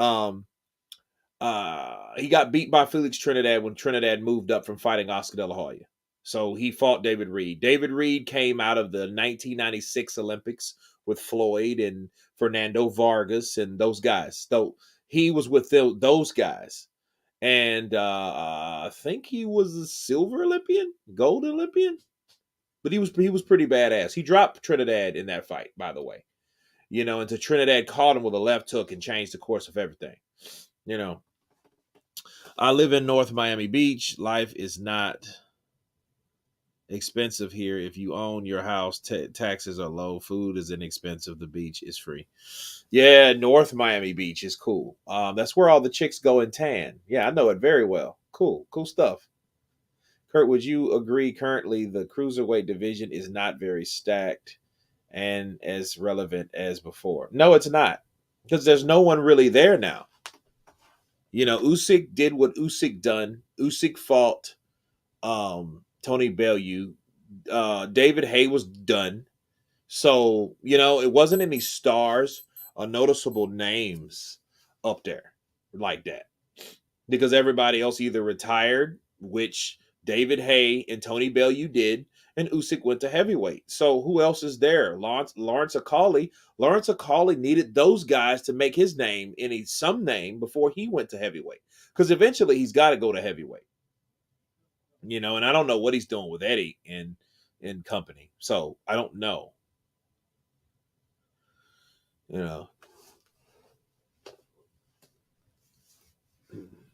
Cruiserweight ain't mattered since Chad Dawson. Bad Chad Dawson. Yeah, Chad Dawson. Somebody knocked him out, didn't it? Oh, yeah. Andre Ward, right? Yeah, Andre Ward beat him. Beat up Chad Dawson. Gave him a whooping. Gave him a SOG whooping. That's what he gave him. Beat him down and stuff. I guess they're getting ready because I mean this conversation with Errol Spence, has been a while. It's been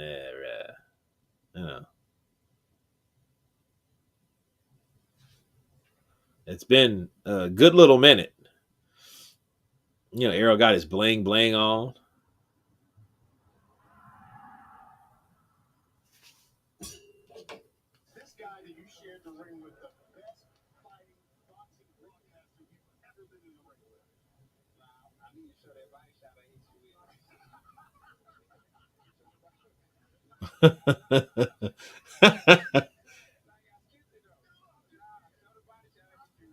That's cool. That's cool. He traded blows with Errol Spence, man. Damn, where's my brain right now? The commentator. Uh EJ man down stops that cab. I think he was drunk when he bought that necklace. I don't know what the hell it is. It looks like a heart, kind of, or a spade. Looks like a spade. Yeah, Brian Custner. And Brian Custner was in there like, la, la, la, you know. I think that's Anthony Joshua needed somebody like Derrick James and Kenny Porter. Kenny Porter. I talked to Kenny about training AJ. And he said like, look, I'll do some stuff with him. But I don't know. I mean, AJ man is more as successful as he is, and I'm gonna do a video on AJ. I just feel that like as successful as he is at this point and the accomplishments, you can't tell me there's stuff that he still needs to learn as far as what, like, you know what I mean? I just don't get it. Like I don't know. It's just, to me, it just seems like I'm looking, what is he looking for? I think what he's looking for, he's not going to find with a ref ref. He's not going to find with a trainer.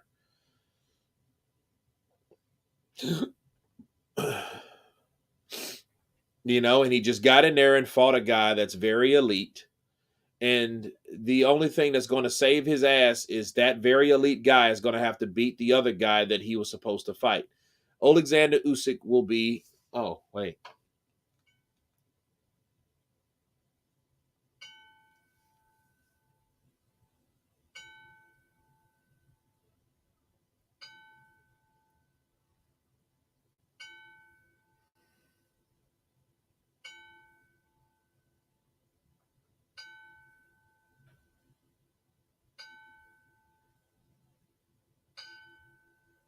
Thank you, ladies and gentlemen. May God rest. Mills Lane, baby. The Mills Lane just got the 10 count. Oof, feeling the chill bumps, bro. Chill bumps, man. It's crazy. Yeah, it's crazy. This is but Mills Lane, dude. He was there. Mike Tyson knocked out Frank Bruno. He chunked off of Evander Holyfield's ear. He's been around. He's been around. Imagine hanging out with Mills, bro. It's sad though, because for the last 20 years he's been, he could barely talk. He'd watch fights though. I mean, he would be at the fights and stuff like that, but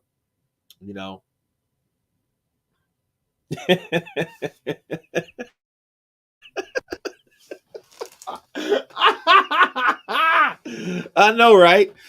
I mean, that's the only way that you can really place him, man. You know what I mean? It is what it is. I don't know what and it's so it look with Arrow though, for him saying stuff like he said, man, I just telling you, man, You know, man, man dying, yes, sir. Ain't no fat boy shit. But I'm from New York. Like, it's like this. Just say you were born in New York, bro. You're not from New York. You were born there. That's like, that's something that people, I didn't know that.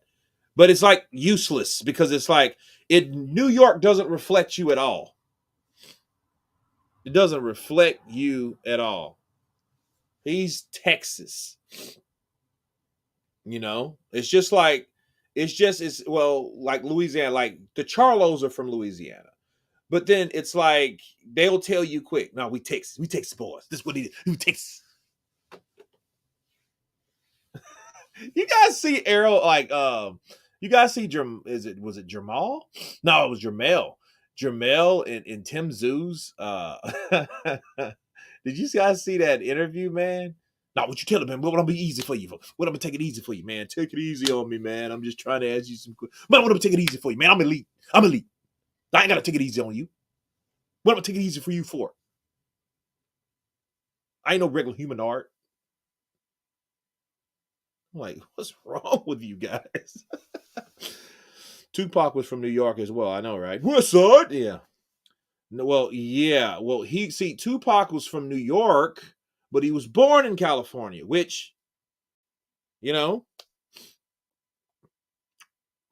EJ off that Hennessy and is still whooping and still whooping ass.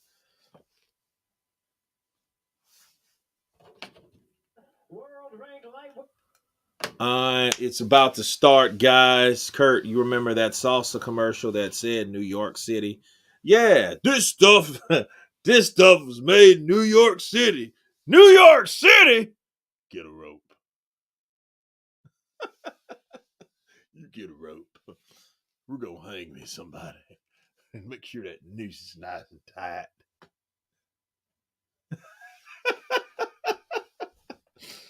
Okay, here's little Ali. I float like a butterfly, I sting like bee. I'm little Ali. Pace picante. There's pace picante sauce, man. You know that shit from New York City got all kind of chemicals in it. That all chemicals like that there. Hell, don't trust that. There ain't no damn tomato sauce in there. That stuff will kill your desert dough. Have your damn turd orange. Rivera is more Ali than Nico Walsh. Bars! No, he's.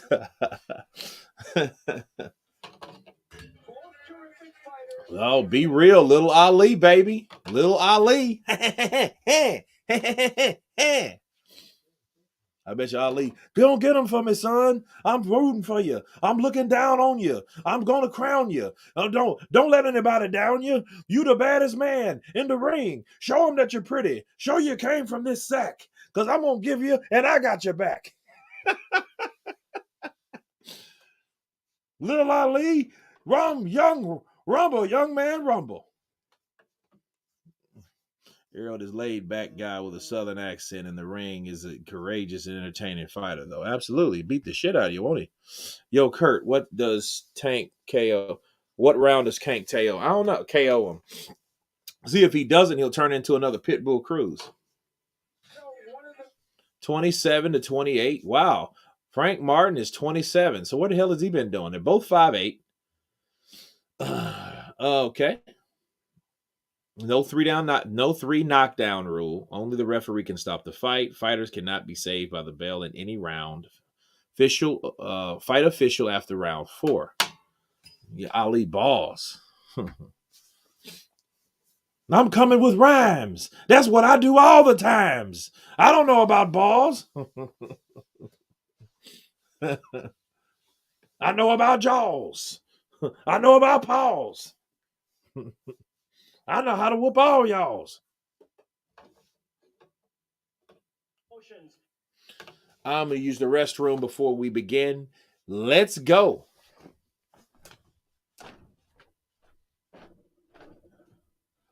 Fight about to start. You want to watch it? Yeah, I'll get with you in a minute. It's starting right now. Yeah, I just about got all them Christmas cards and things out that I can. I don't know you ain't Lisa's and Ralph's address. Well, you ain't Lisa. Hold up on that.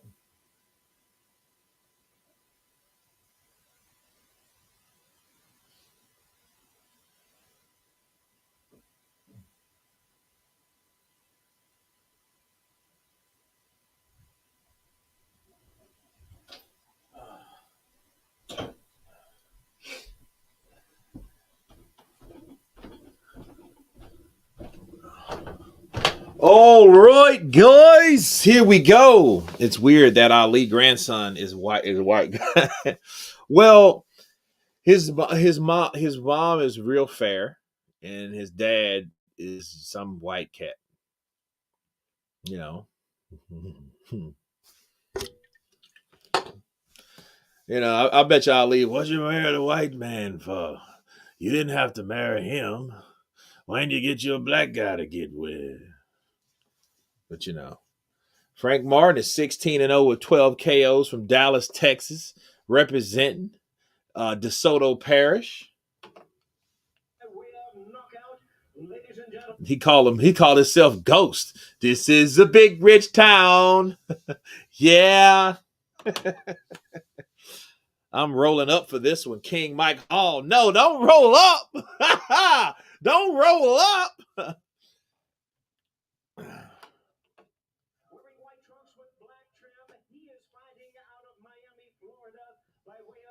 24.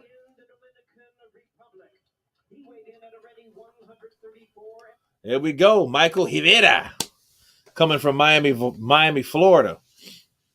Here we go, guys.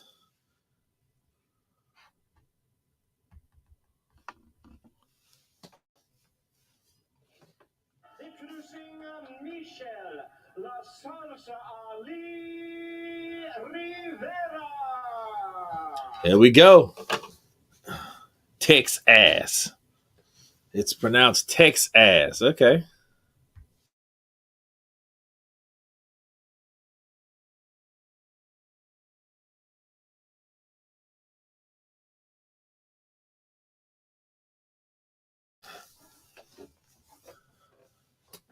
Okay, we got the man with the plan, Kenny Bayless. Let's get it on. Like Mills Lane says, let's get it on.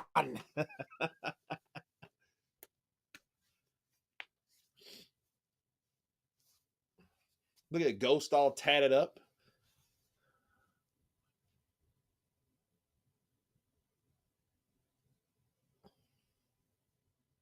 Ooh, good left to the body by Martin.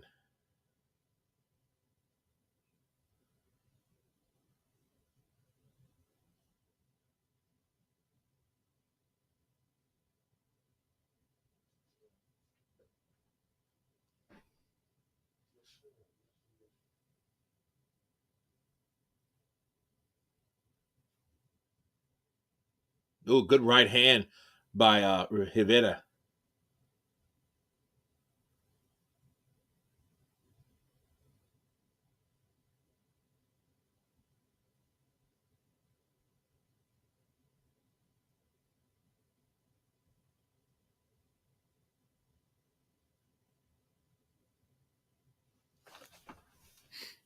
Martin tried to engage, but Ali wasn't there.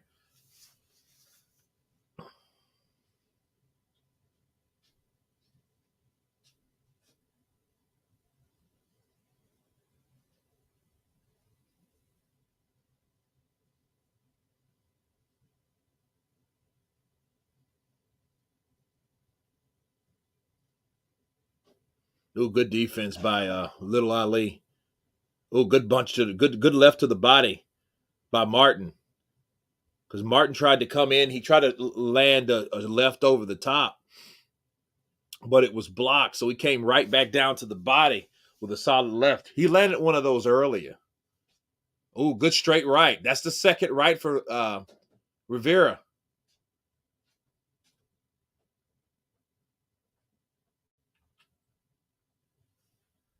What's it looking like? It's textbooks right now.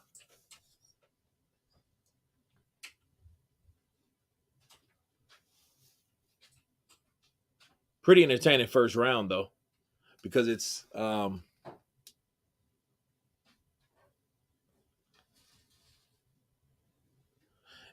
of course, the southpaw is subject for the right hands. I think Rivera needs to work his jab more, but I think what happens when you reach the target and you actually land the target? The worst thing you can do is have good success, especially if you hurt a fighter. Oh, that was a nice little spin around for Martin. Martin spin him around and then pip pip, you know.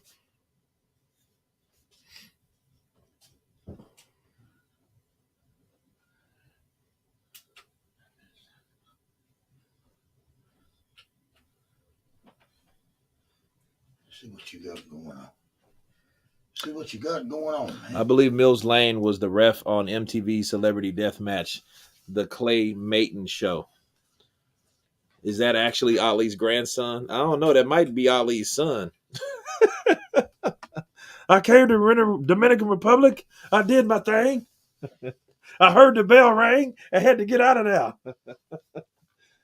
I said, "Hey, sweet thing, how you doing?" Uh-huh. I believe, yeah. Yeah, no, it's not really. It's no, it's someone related. It looks a lot like him though. It favors him.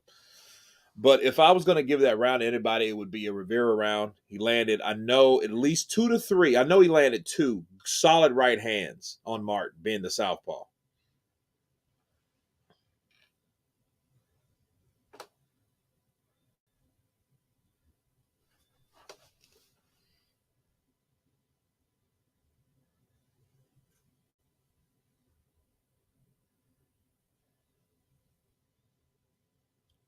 I think Martin got a nice little left uppercut on the inside, and that's how Martin he has to want this fight inside. He's a shorter fighter. Well, he's not even the shorter fighter. He's actually the guy that he's more mid range to close inside fighting. Rivera wants to catch you on the outside, just like Ali, classic Ali, working the jab, and he's slick. You can tell Martin comes in with a right hand and a left. Rivera was nowhere to be found. So he's going to dominate on the outside if he lets him. So Martin's going to have to come inside if he wants to make anything work, because he's not going to outbox Rivera. I can tell you that. And you can tell it when he popped him with that right hand, because he's waiting. And what Martin's doing, he's turning him and catching him on this blind side. It's almost like getting sideswiped by a car. Ooh, good left by Martin. Another good left by Martin. Martin opens up on him. Another good left by Martin.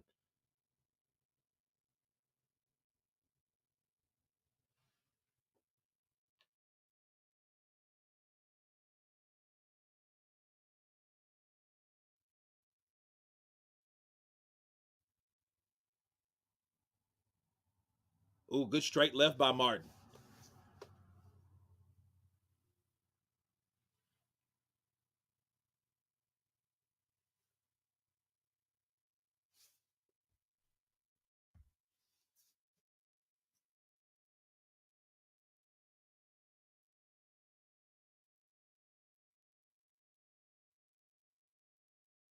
Ooh, another straight left by Martin.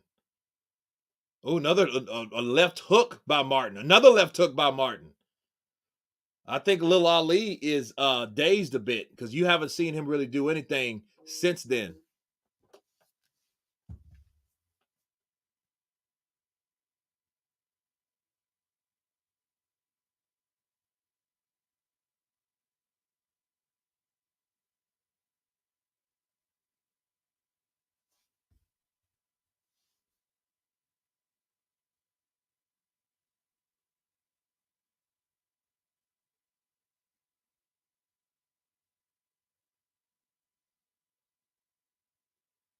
And this is just the second round.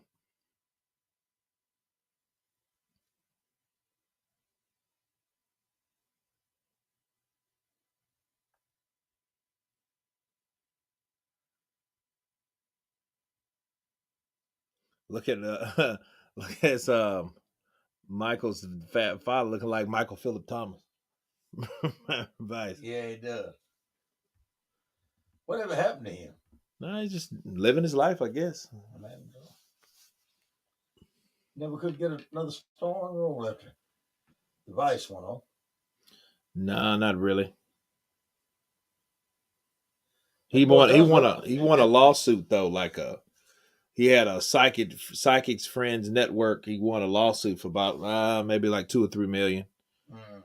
I heard a little bit about that. Yeah, I believe I could live a good life with that, don't you? maybe. Look at that straight left. Oh, he countered that right hand. So this is what he did. What Martin did, he waited for him to throw that right. Boom, caught him, and then came to the left, then caught him again straight, then hooked off the top. So let's see what Rivera can do. Because Rivera, I think he was buzzed that last time. That's 2-0 Martin. Well, you can't. Yeah, well, it's 1-2. Well, yeah. This is the third round. Nah, he didn't win the first round. I wouldn't give him the first. Definitely the second, but not the first.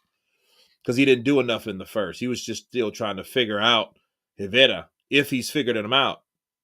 Because this is what happens when you get in there and you've been in there with guys like, good straight right by Rivera. And you've been in there with guys like Errol Spence. And this is an Errol Spence fighter. So this is Man Down Promotions.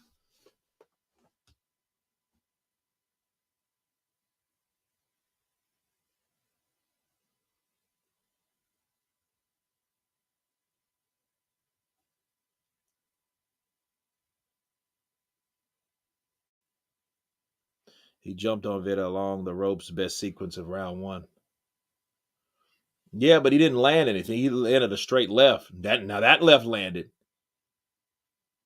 And I like what he's doing. He's going straight to the body, Martin is.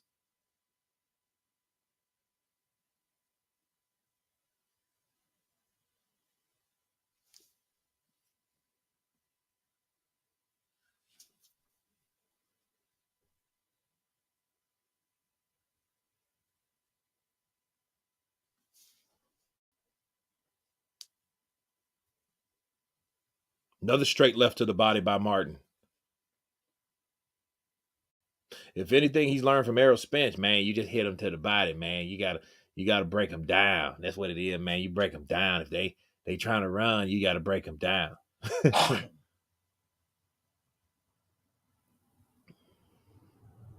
New straight left to the body. And look, and the thing about Rivera hasn't done anything this round.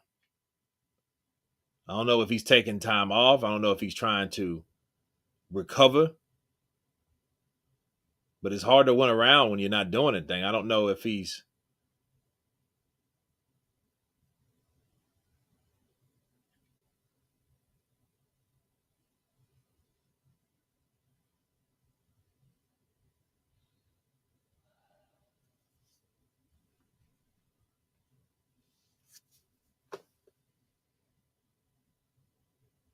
Ooh, good follow up. Rivera went straight back. He went right with him, caught him with that straight left.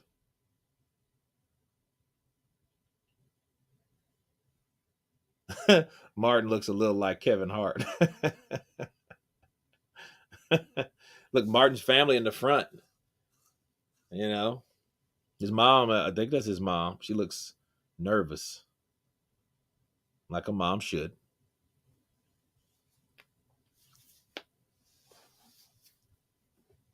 They're just trying to figure out his distance, but he better be quick about it because Martin is very even handed. Okay.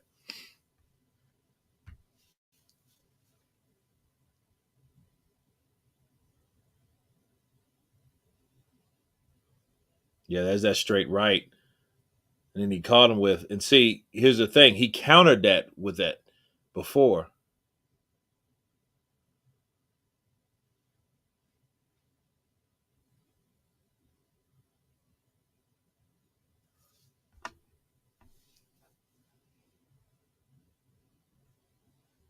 Rounds 4.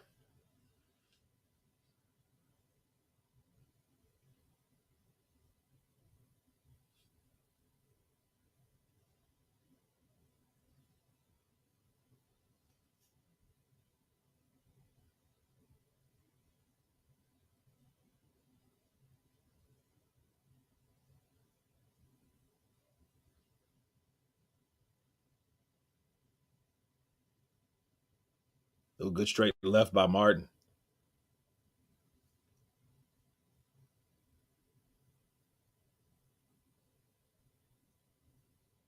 Yeah, Southpaw and Orthodox, they're tripping over each other's feet.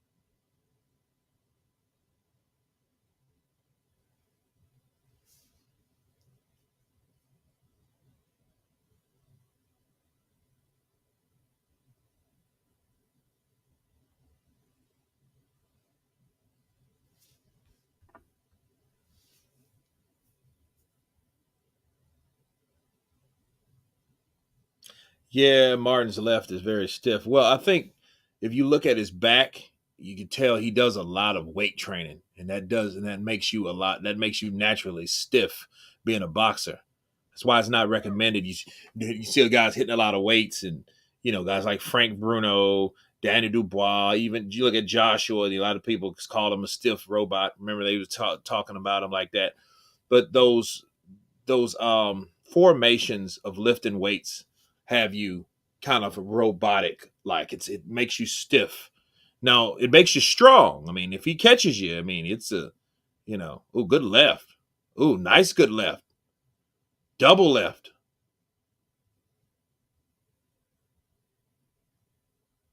Good 1-2, and then get right back in the position, get right out.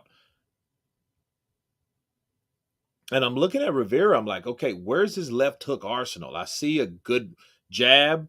I see the right hand, but I don't see really anything else. I mean, he's like a Edislandi Lara, but an orthodox version. It's like, and even Lara though was better at distance than this cat.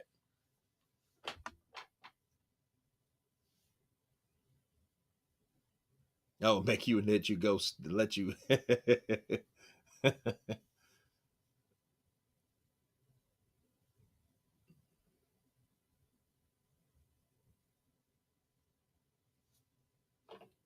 Right? So you earn that. You got to chop, chop, chop. Take the sex place away. It's all you gonna do. So you know what you're gonna do. We try to go over. So you got to be the one. So that's easy, right? We talk.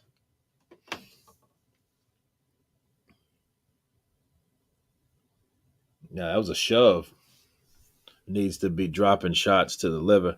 Yeah, I mean he's going over the top, and I'm wondering what's his end game? Like what is his plan B? Ooh, that could have been a nasty headbutt. Those guys would have clashed heads. That would have been nasty. Martin's got the right idea. He's aiming for it. He's going right to that body. He's shooting down, and then when he's inside, he's quick on the inside. So he's throwing these nice combinations. Once Little Ali comes out, when he throws that 1-2, he knows it's open season. It's just like anybody that you see that's with a limited arsenal. And that's what I see about Rivera is he's limited. It's like, yeah, he has decent distance, good footwork, pretty good. He's good at avoiding punches. But then look, he got caught with a right jabbed in. But if you're in a situation where good right hand by Vida, but if that's all you have, that's a jab, and right hand. If you have no follow up, you have no left hook, right uppercut, and I seen him throw something inside, and it didn't really look comfortable for him. And Martin's going to school, jab, left to the body, jab, left to the body, and he's doing good. He's doing good at what he's doing. Solid time for Rivera to switch it up. He's going to be in real big trouble. And it's crazy. Yeah, he looks like that's a straight right to the body.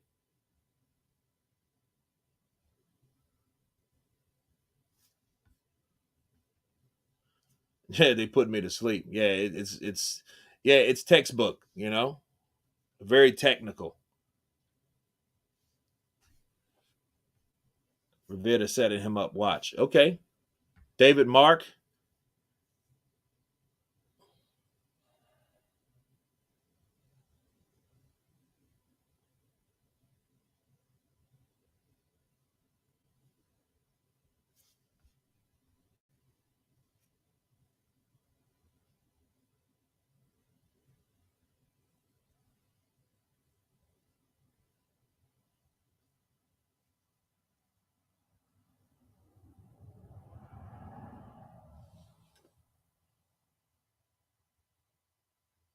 And this is round 5, and it's almost over.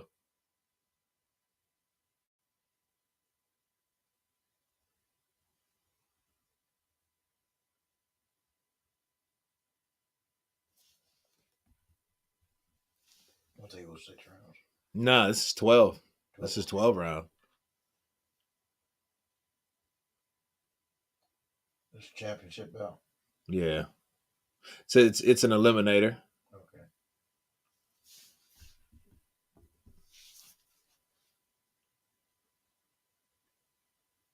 Dude, Martin swung for the fences.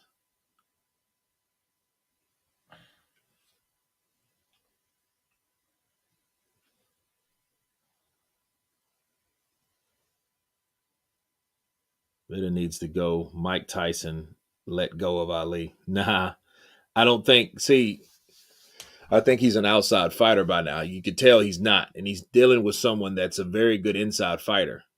And okay, Charlo versus Zoo is going to be good. Gervonta Tank Davis versus Hector Garcia. Nah, well, I mean, I'll watch it, but I'm not really interested. Hamfield versus Stevenson. That's MMA, ain't it? Or Stevens?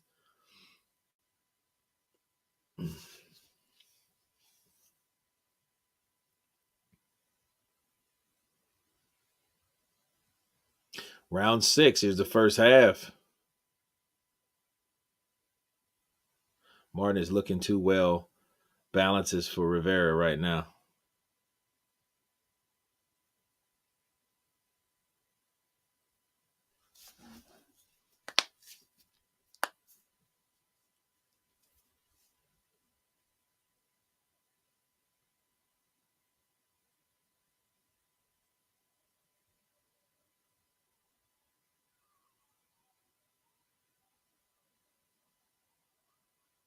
Ooh, good straight left.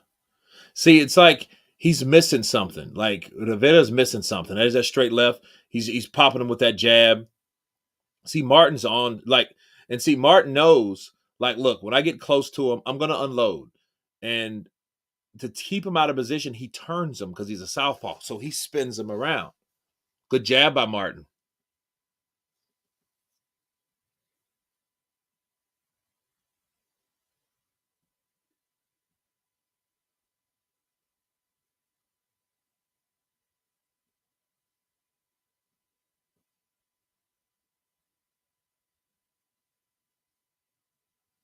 Yeah. Rivera's getting pieced up.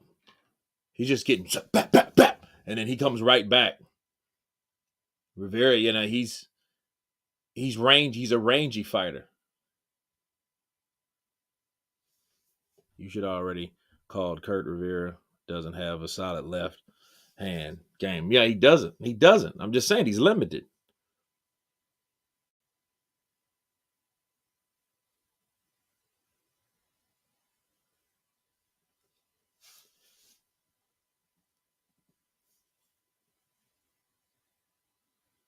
Oh, good left. Oh, another good left by Martin. Martin's piecing him up, bro. This is somewhat like an upset, but not really, because Rivera has the better resume. He's been in there with the marquee fighters. But then here's the thing: when you got a guy that's been training with an elite fighter, like a very good fighter like Errol Spence, he knows what to do. He's a southpaw too, bars, and he knows. And they wouldn't have took a fight if they weren't ready for it. Martin's starting to notice it. Once he does it, good night, sweetheart.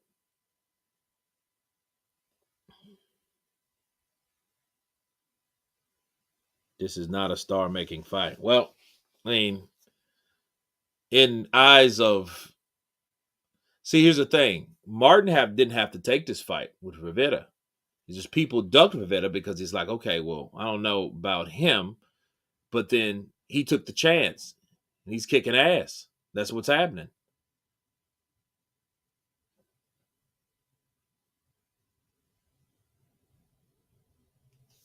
Frank actually fights like he's right-handed, but he likes to box southpaw.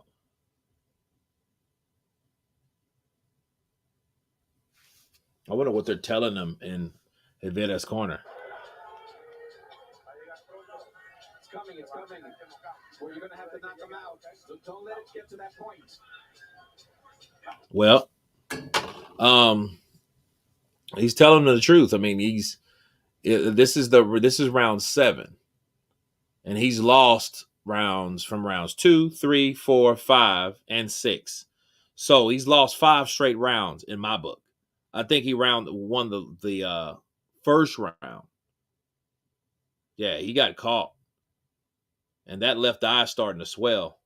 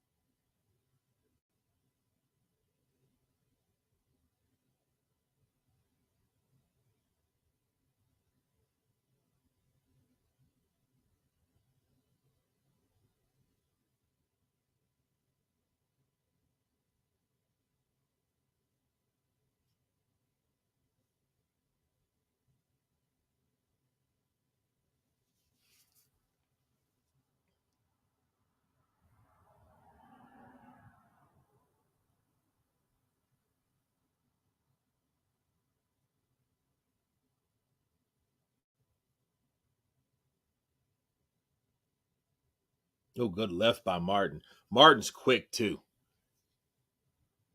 Look at that. Good straight left to the body.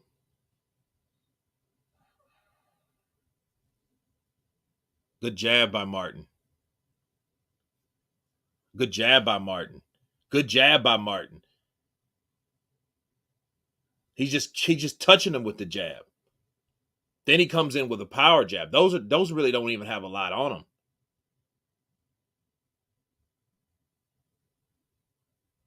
I actually saw a left hook thrown by Rivera, and I was like, okay,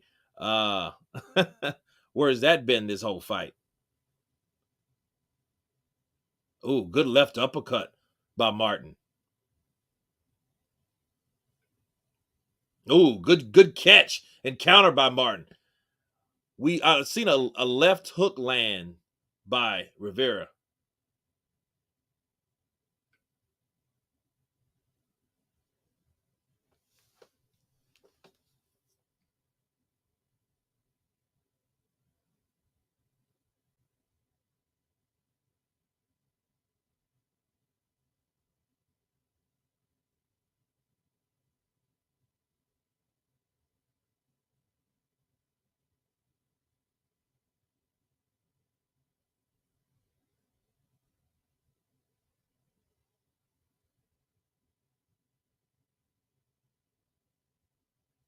I think people are walking out of the fight.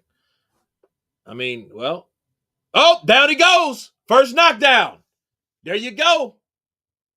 There you go. He might stop Rivera tonight. He might stop him tonight.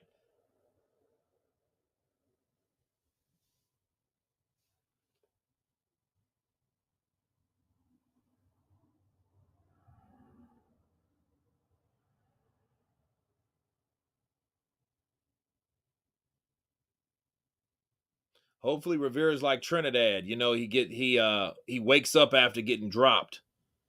Get off the line, but I don't think he knows how to stick and move. I don't think he does either.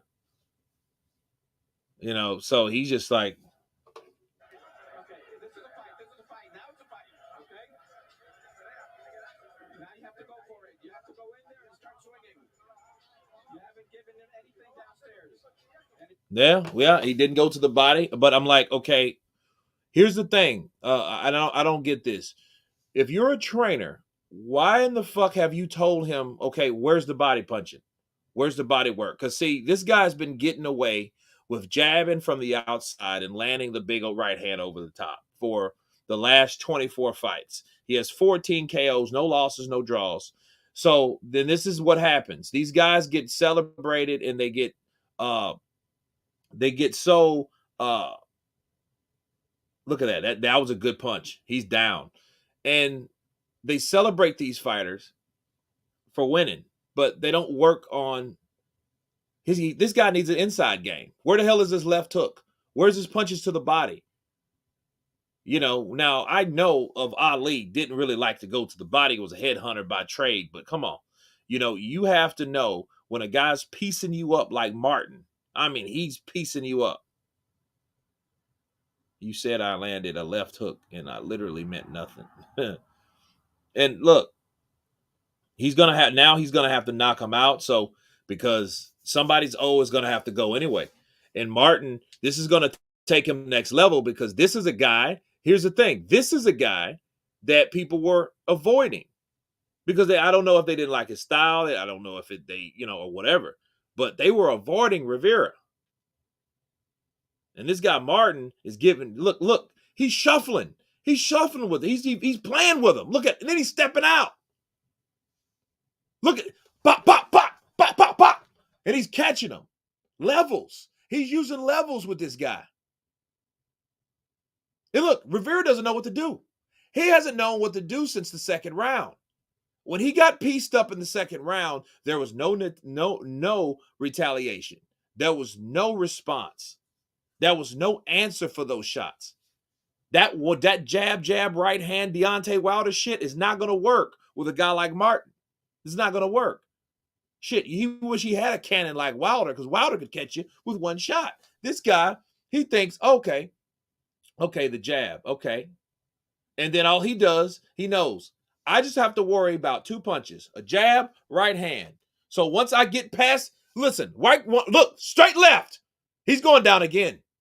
Look at that. Man, he's breaking him down. And I think he's knocking the wind out of Rivera. See, look at that. He has nothing for Martin. When Martin gets past his lead hand, it's over with. Once he gets past, he jabs. Once he gets past the jabbing point or the danger from the jab, boom, boom, boom, boom. He's coming and he's fighting him strictly on the right side. Because you could fight an orthodox fighter, him being a southpaw, he's fighting him all from the right side, away from his right hand. That's all he's doing. Watch when Rivera throws the right hand. He's shuffling to his right to avoid the right. Look, he's shuffling. He's doing the same thing. Jab, jab, right hand. And this guy, he doesn't have anything else. And it's a hell of a lesson to learn when you only find out you have two weapons, a jab and a right hand. Where this guy has five. He has a jab, a right hook, a straight left to the body, a right hook to the body, a left hook to the body. He's kicking natural ass. And look, Errol's like, man, why don't he get out of here already? And look, Michael Phillip Thomas, his father over there, he's getting pissed off. He's looking crazy. He's like, this guy's losing. My son is a loser. Boots is another hype job. Well, we'll see. And, Michael, he's been kicking up dust saying he wants Haney, he wants T.O., he wants Shakur Stevenson. Man, you're not going to fuck with those guys with what you got because we haven't seen anything. Look at right hook. Look, left, straight left lands. There's no answer. None.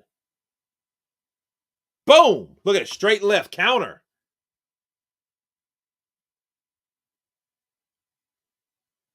Ooh, man. Martin's really putting a whooping on this kid. He's putting a whooping. And then here's the thing. Yes, he's a kid. He's 24 years of age.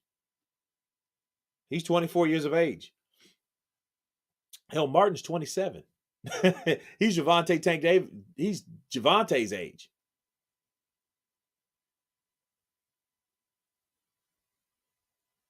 Hey, look, it's already round 9, bro. He has 3 rounds to do whatever.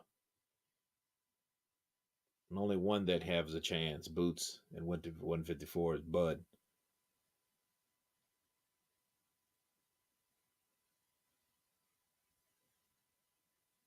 I mean, I just seen him throw a left hook, and I'm like, okay, where the hell is that from?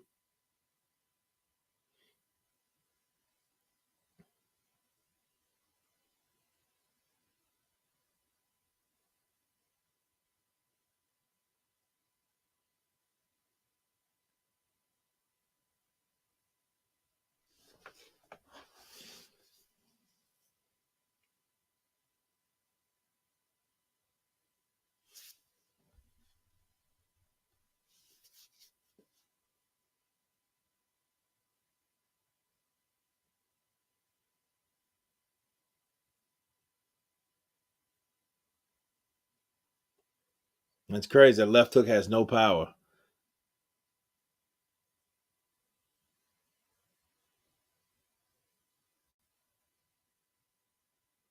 Oh, straight left. Yeah, he's just beating this guy up.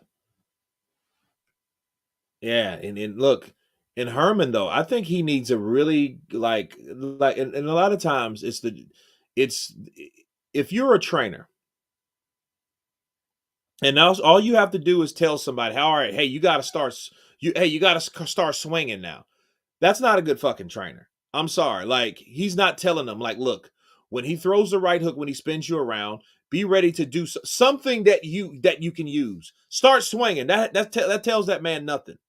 And then it just shows you, like, well, what kind of relationship do you really have with Herman Calcedo? It's like a lot of these trainers, though, expect the fighters to be good already, and they're just there just to be an aid to the guy that knows what to do. If he doesn't know what to do, and obviously he's shown he doesn't know what to do. He doesn't. He hasn't been in a situation like that. He hasn't been in there with someone like Martin that gives him constant pressure, that's throwing combinations, that's fighting from the right side, that's hitting him from with different levels, and he's a limited fighter. He doesn't have a left hook. He doesn't have a left hook to the body. He hardly goes to the body at all. He's throwing a jab and a right hand. And this is quite embarrassing, to be honest with you. Because when I seen him fight John Fernandez, I thought to myself, like, okay, this guy is pretty damn good. But then it's like, yeah, he's getting beat up. You know what I mean? And it's like, all right, well, Martin has done everybody a favor. He has got rid of the guy that nobody wants to fight. And he's in a bad situation. Why? Because if you already have problems getting a fight, then someone that's up and coming under you, see, he's a prospect. Martin's a prospect. Okay. He's the number 2 WBA contender. Right? Well, until the night. Right? You're not going to get there. You're going to go back down to 8 or 9 or whatever. And you're going to have to fight your way back up, and he needs to go back to the drawing board, because that shit he's doing, this is unacceptable. See, the last thing, if you get caught with a straight left, you have to move left or right. He stayed on the ropes. Why is he staying there? And then here's the question: why is Herman not telling him, like, look, stay the hell off the ropes? This guy has good mid-range, mid-fighting skills. Okay, he's a good inside fighter, so do not let him get you on the ropes, because you are right where he wants you to be. Bop, bop, bop, bop, bop. Especially if he's not holding. And little Ali's not holding. And he's throwing one shot at a time, thinking, okay, I can get him out one shot. This is round 10. And he's just getting pieced up.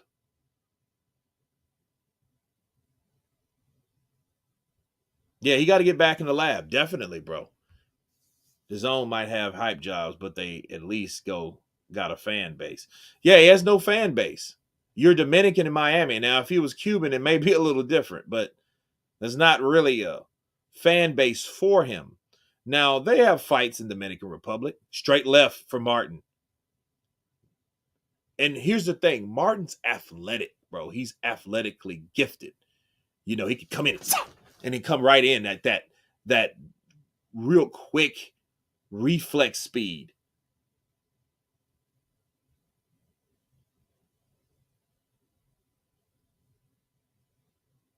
And Rivera needs to understand, like, he talked all this shit about, oh, well, he's a prospect, I'm a contender. This is embarrassing.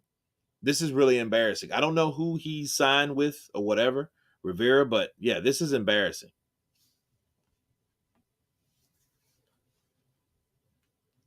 They say Rivera should play tennis or bake cakes. Damn.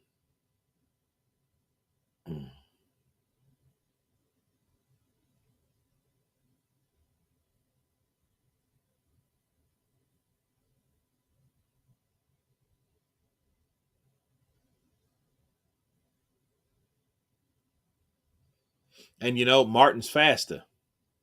His faster reflex speed, right? Look at that 1-2.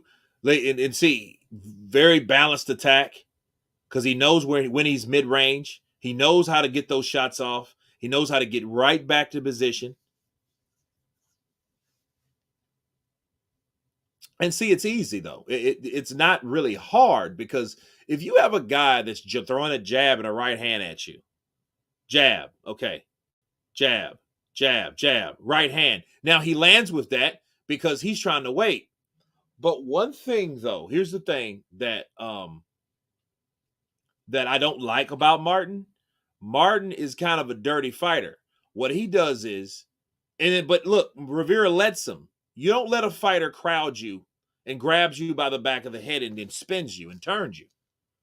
You know, but give him a little shove or spin the opposite direction because he's trying to get you to go a place so he can either come around you and club you with in your blind area.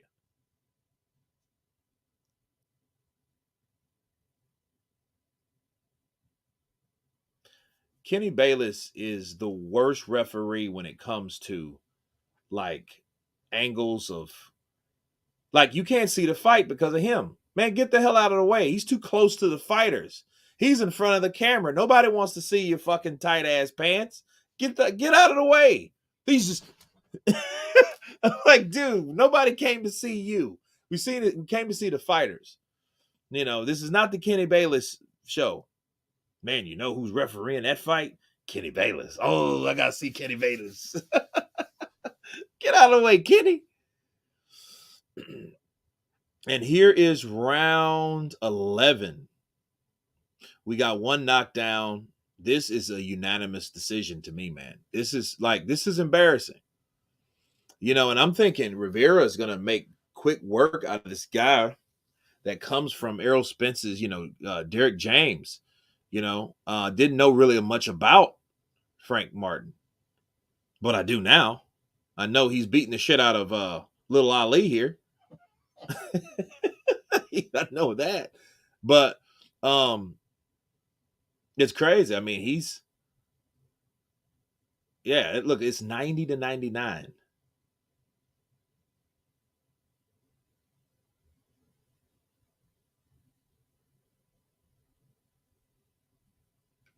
Yeah, look at that. Like he's jab. Okay. Now he's throwing a right to the body. Why wasn't he doing that shit round one?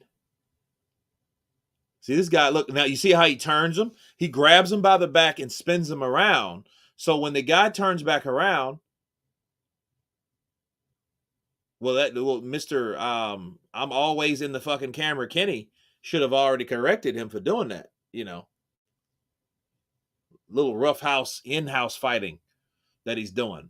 He's doing it in Texas, DeSoto Parish, DeSoto County style. Oh, good left uppercut. Oh, straight left to the body. Good right from Rivera. He lands one for once in like 3 rounds. I landed a good right 3 rounds ago. Oh, man.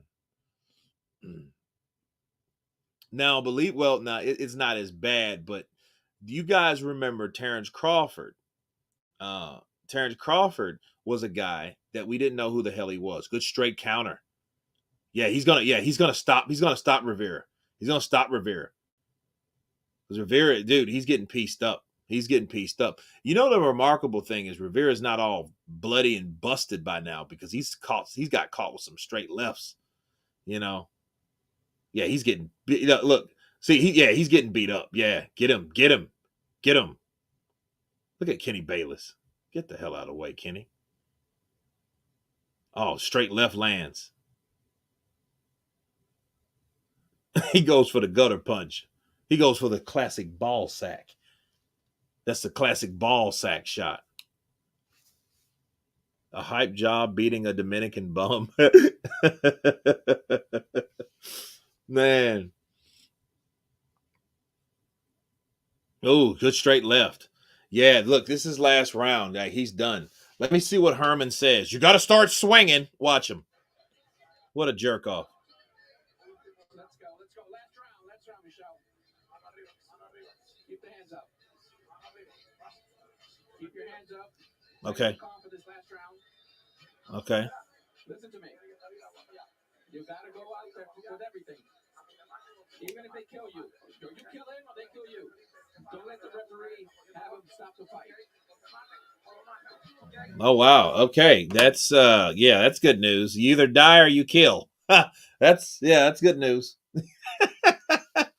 Because I told him for 10 rounds he needs a KO. Yeah, I mean, no, man. I mean, he needs he needs something better. You know, Derrick James gonna look like a savage. He's gonna look like a savage. And I don't see it coming. No, it's not coming. You throwing one punch at a time, and this guy's hitting you with 4 or 5. You know, what do you think's gonna happen? Matter of fact, he's gonna get killed.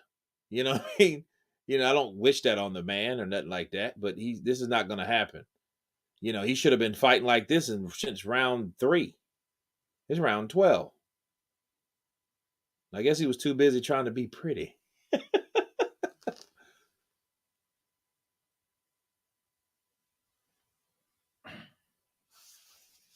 Yeah, coach of the year, right? Good right hook by Martin. Oh, good straight left to the body. That's what you call a balanced attack. Oh, wait a minute. I think Martin hurt his hand. Ooh, good uppercut counter. See that classic predictable right hand that Rivera keeps throwing? You know, he's not throwing it to the body. He's just throwing this shit right in the same look, he's throwing the same punch. And he got caught. So he slipped it and boom! Good left uppercut. You know what? You might be right though. The good left uppercut. Good left, straight left.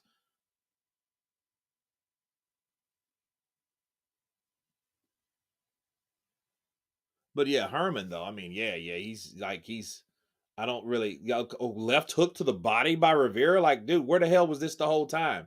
He should have been throwing left hooks to the body.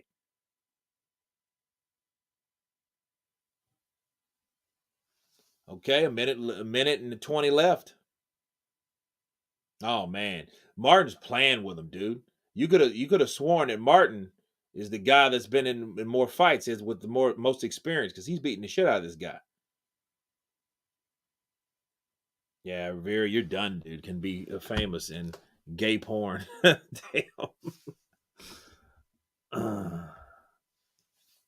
Yeah, he needs to go back to the drum. He needs to fire Herman Calzado because he's not doing anything. Oh, yeah, you kill him or he kills you.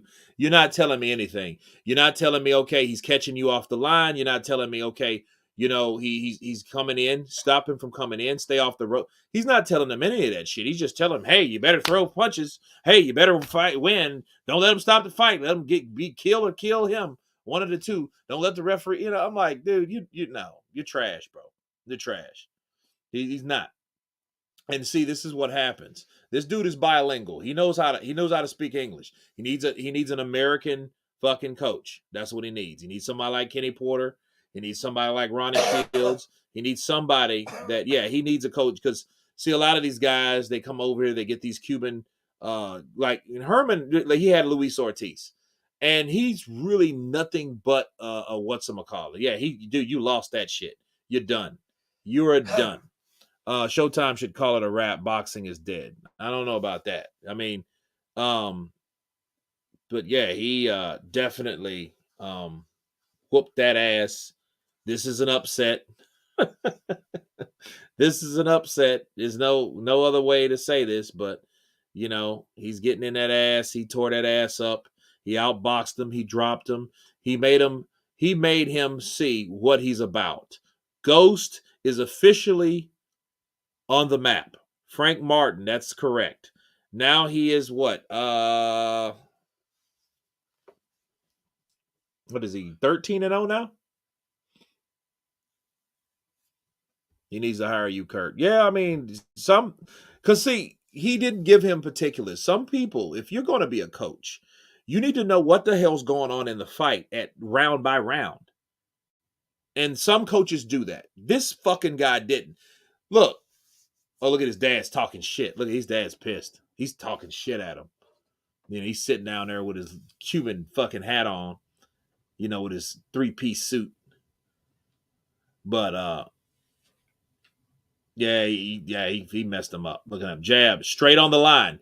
So I bet you no time did Herman say, listen, you have to get off the line because he's going straight up the middle with his straight left. All of those times, there was no head movement. None. Did we hear that from Herman Calzado? No, we didn't. We didn't hear any of that. This guy's getting picked apart. And he got picked apart because he had no fucking guidance. He's a limited fighter with good footwork, but he only had a jab and he only had a right hand. His right hand was decent. And what Martin felt at the first round, then he was like, look, let me show this guy what I got. And he said that. He said, I can't wait to show what I have, to show my skills. And he showed all of them. Henry Gomez, Rivera got effed up. Made us Dominicans look bad. Hey, man, you know, look, it happens, though. It happens. He's been in there with body punching ass Errol Spence.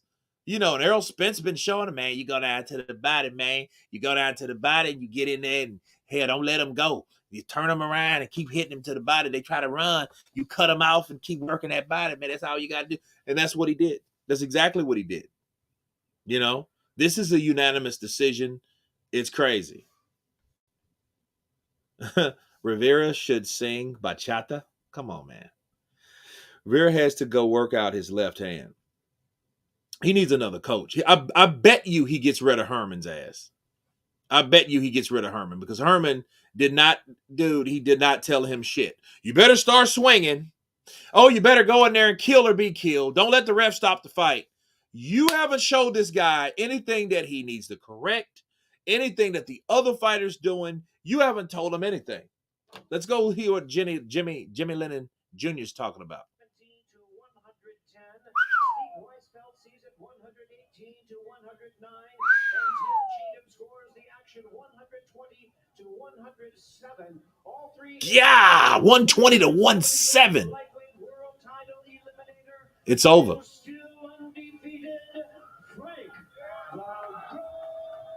That's it. Unanimous decision.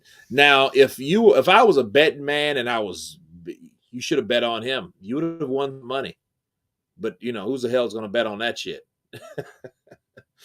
Just throw punches. You might land one. I know, right? Hey, yeah, just throw punches. Hey, just go out there and knock them out. That's what you need to do. That's what. Some stronger or it breaks them.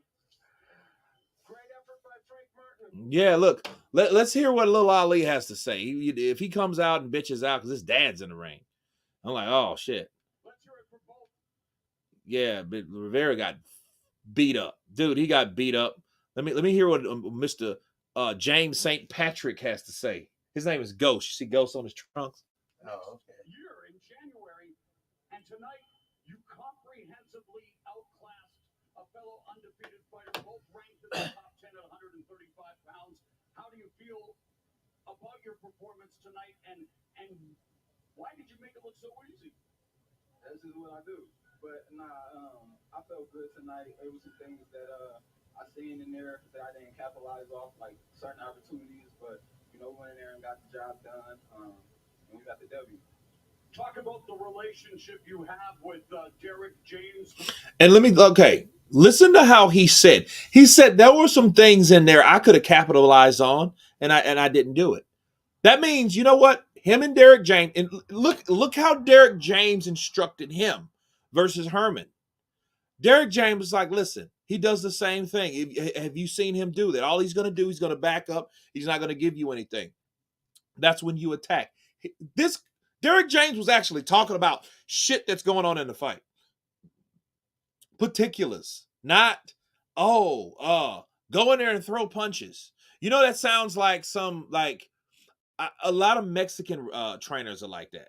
Oh, you got to throw punches. You got to throw punches. Like, motherfucker, I know I got to throw punches. That's like telling a track star, hey, man, you got to run. You got to run.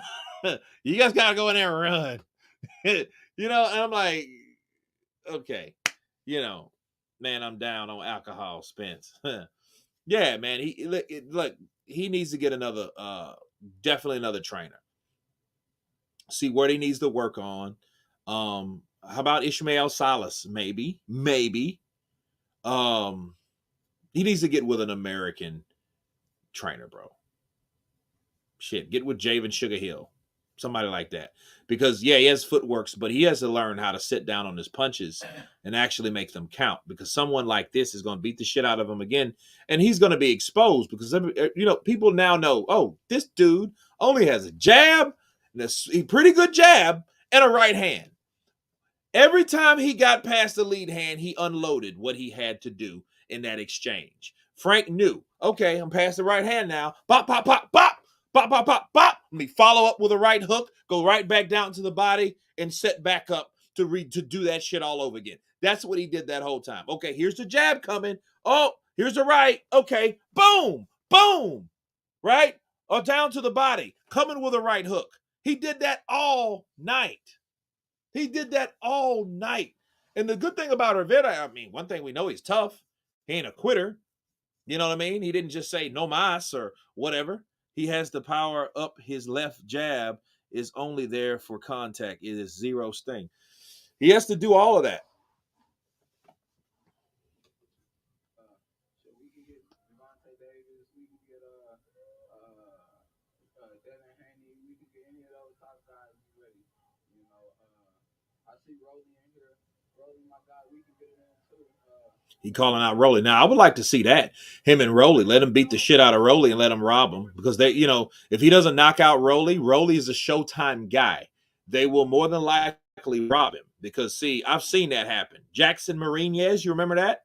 He beat the shit out of Rolly. Outboxed him with a jab. And they robbed that boy. They robbed him. Another Dominican. They robbed him. Look at Derrick James.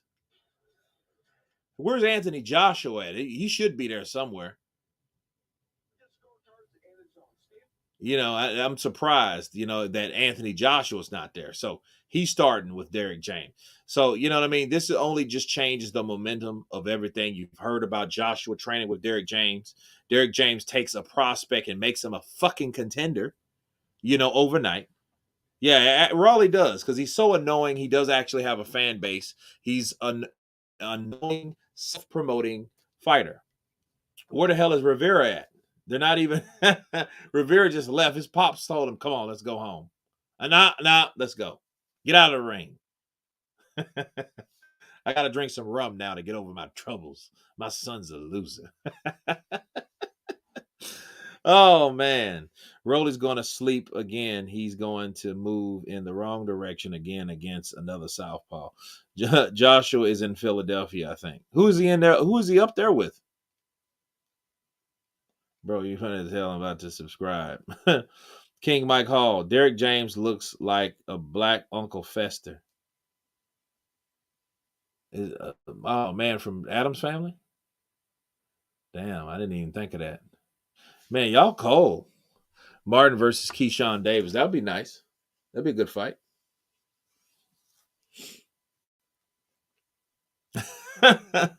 Yeah, man. See, here's the thing, though. Like, even Blair to Flair, when he took that ass whooping, Blair to Flair, at least, because he's another self-promoting guy. You got Blair to Flair. You had Rivera. He got quiet, so all it took for him to lose.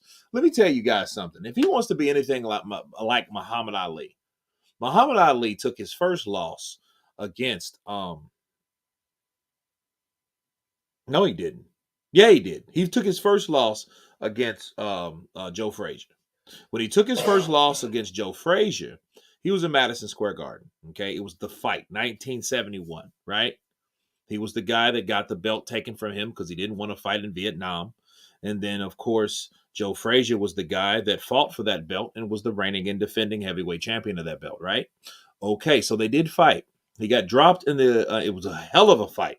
First of all, mind you, that's when not Bumpy Johnson, but Frank Lucas got had by the DEA because he came in with that fucking suit. You guys remember that suit with the?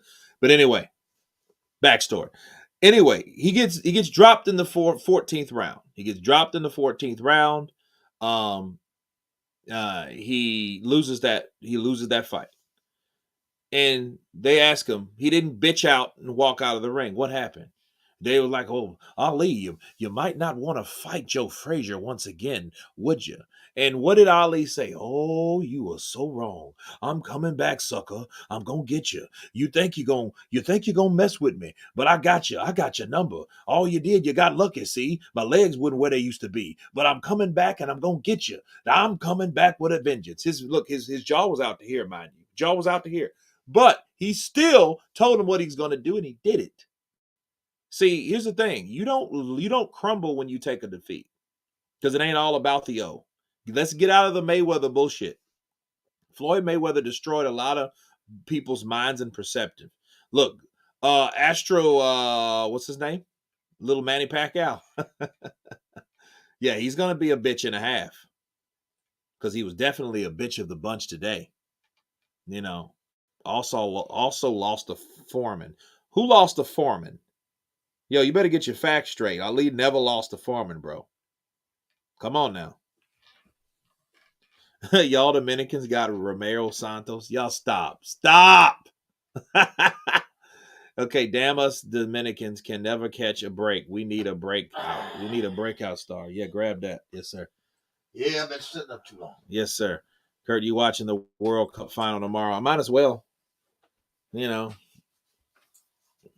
But I mean, it was cool. It ain't BS if you can maintain it the right way.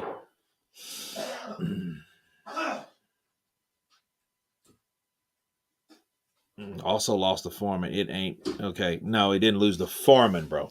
He didn't lose the Foreman. But yeah. I mean, Rivera, I don't know. He just bitched out and left. Like, that's not what you need to do. You know. But anyway, because see, someone that's like Keith Thurman getting beat and then he just walking out. Look, you know what crippled Adrian Broner? His defeat crippled him. Adrian Broner did the same shit when he got beat by Marcos Maidana. He walked out of the ring without saying a damn thing. Bars. They basically had to carry him out. He's kind of like this, and he was, damn near about to cry. Yeah, because he just took that first L, bro. He took that first L. Hector Garcia. Who the hell is Hector Garcia? A tune-up. He's a tune-up fighter. And you're going to feed him to Gervonta Tank Davis on pay-per-view. The All Access show has went to shit based on the quality of the fights.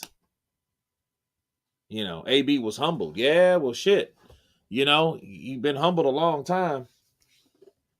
He went from that to, I beat that boy. I beat that boy. I beat him. Always bloated AB. Yeah, man. It's crazy. Yeah, there's the Bellator. All right. See, now the Bellator MMA. That shit's going to just take over. Great commentary analysis, brother. David Mark. Appreciate you. Appreciate you guys, man. Look, man, I had a crazy day. I'm glad I got a few videos out. I'm going to go long and strong tomorrow early. Do the recap on this. And I don't even really think it's really warranted at this point. But, here we go. Let's see what he's saying. Well, no, no. So anyway, guys, I thank you, few, for coming on. I hope you enjoyed the commentary. I thank you guys for hanging out with me. But don't worry, we'll have some new classic content coming at you tomorrow. I did it for the hood. I brought the whole hood down here. Joey Jazz. Those Dominicans stay getting fed up, becoming guys, up and coming guys, and getting beat down. Damn. Yeah, you guys do need a guy that starts winning. Fucking Philippines had Manny Pacquiao. Mexicans had so many other fucking people. Ukraine, Russia, America, everybody had their guys. But the DR is like, dude, you're just known for your women. I'm going to DR. What are you going to DR for? Oh. Arelis. Adelis. Who's that? Oh. You know what I mean? Like, yeah, because Rivera was like that guy, 24-0, you know, like, you know, Puerto Rico. They had Cotto, you had Trinidad, you know what I mean? You had the fucking little killer. Remember the little killer? What's the killer's name? Yeah, he got beat up, dude. I'm looking at the hot dude, he's just getting, man, he got pieced up. Dude, he got pieced up. The Dominicans got Romero Santos. I mean a boxer, damn it. I don't mean a fucking gay singer. You know, you'll find him with Ricky Martin pretty soon. Even Ghana had I Corte. Yeah, they had shit, man. Nigeria had, you know, all kind of people.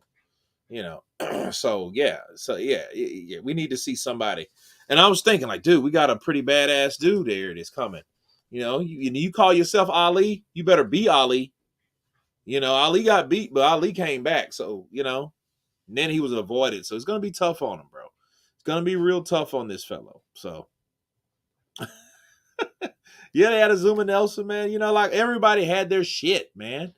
You know, DR, you know, just known for women. No, my Dominican wife, yeah. I'm like, okay. Yeah. But like you see cats from the DR, man, they get beat up. Like even remember Mike, not Mike Perez, but Terrence Crawford beat him up and he ain't been shit since. Yeah, they still got baseball. I'm talking about boxers though, man. You got singers, hot chicks, and baseball players. You know, where the boxers at? Where the boxers at, man? You know? It's crazy. So, you know, but man, again, it's crazy, man. I you know, hope he can bounce back. Hope he definitely gets a new trainer. You know, as for Frank Martin, man, salute to him. He made it count. He showed you what association is with. He shows you that you can learn from fighting on a certain level with high level competition. And that's Errol the Truth Spence. But anyway, yeah, Dominican women are hot. I know, right? Baby. I need a vacation in DR soon. Oh, man. Listen, guys, once again, thank you guys for coming in, hanging out with me. Of course, hit that like button on your way out. I'm going to chill, man, hang out with my dad and everybody. God bless you all. Be safe. And you guys been Counterpunch. Peace.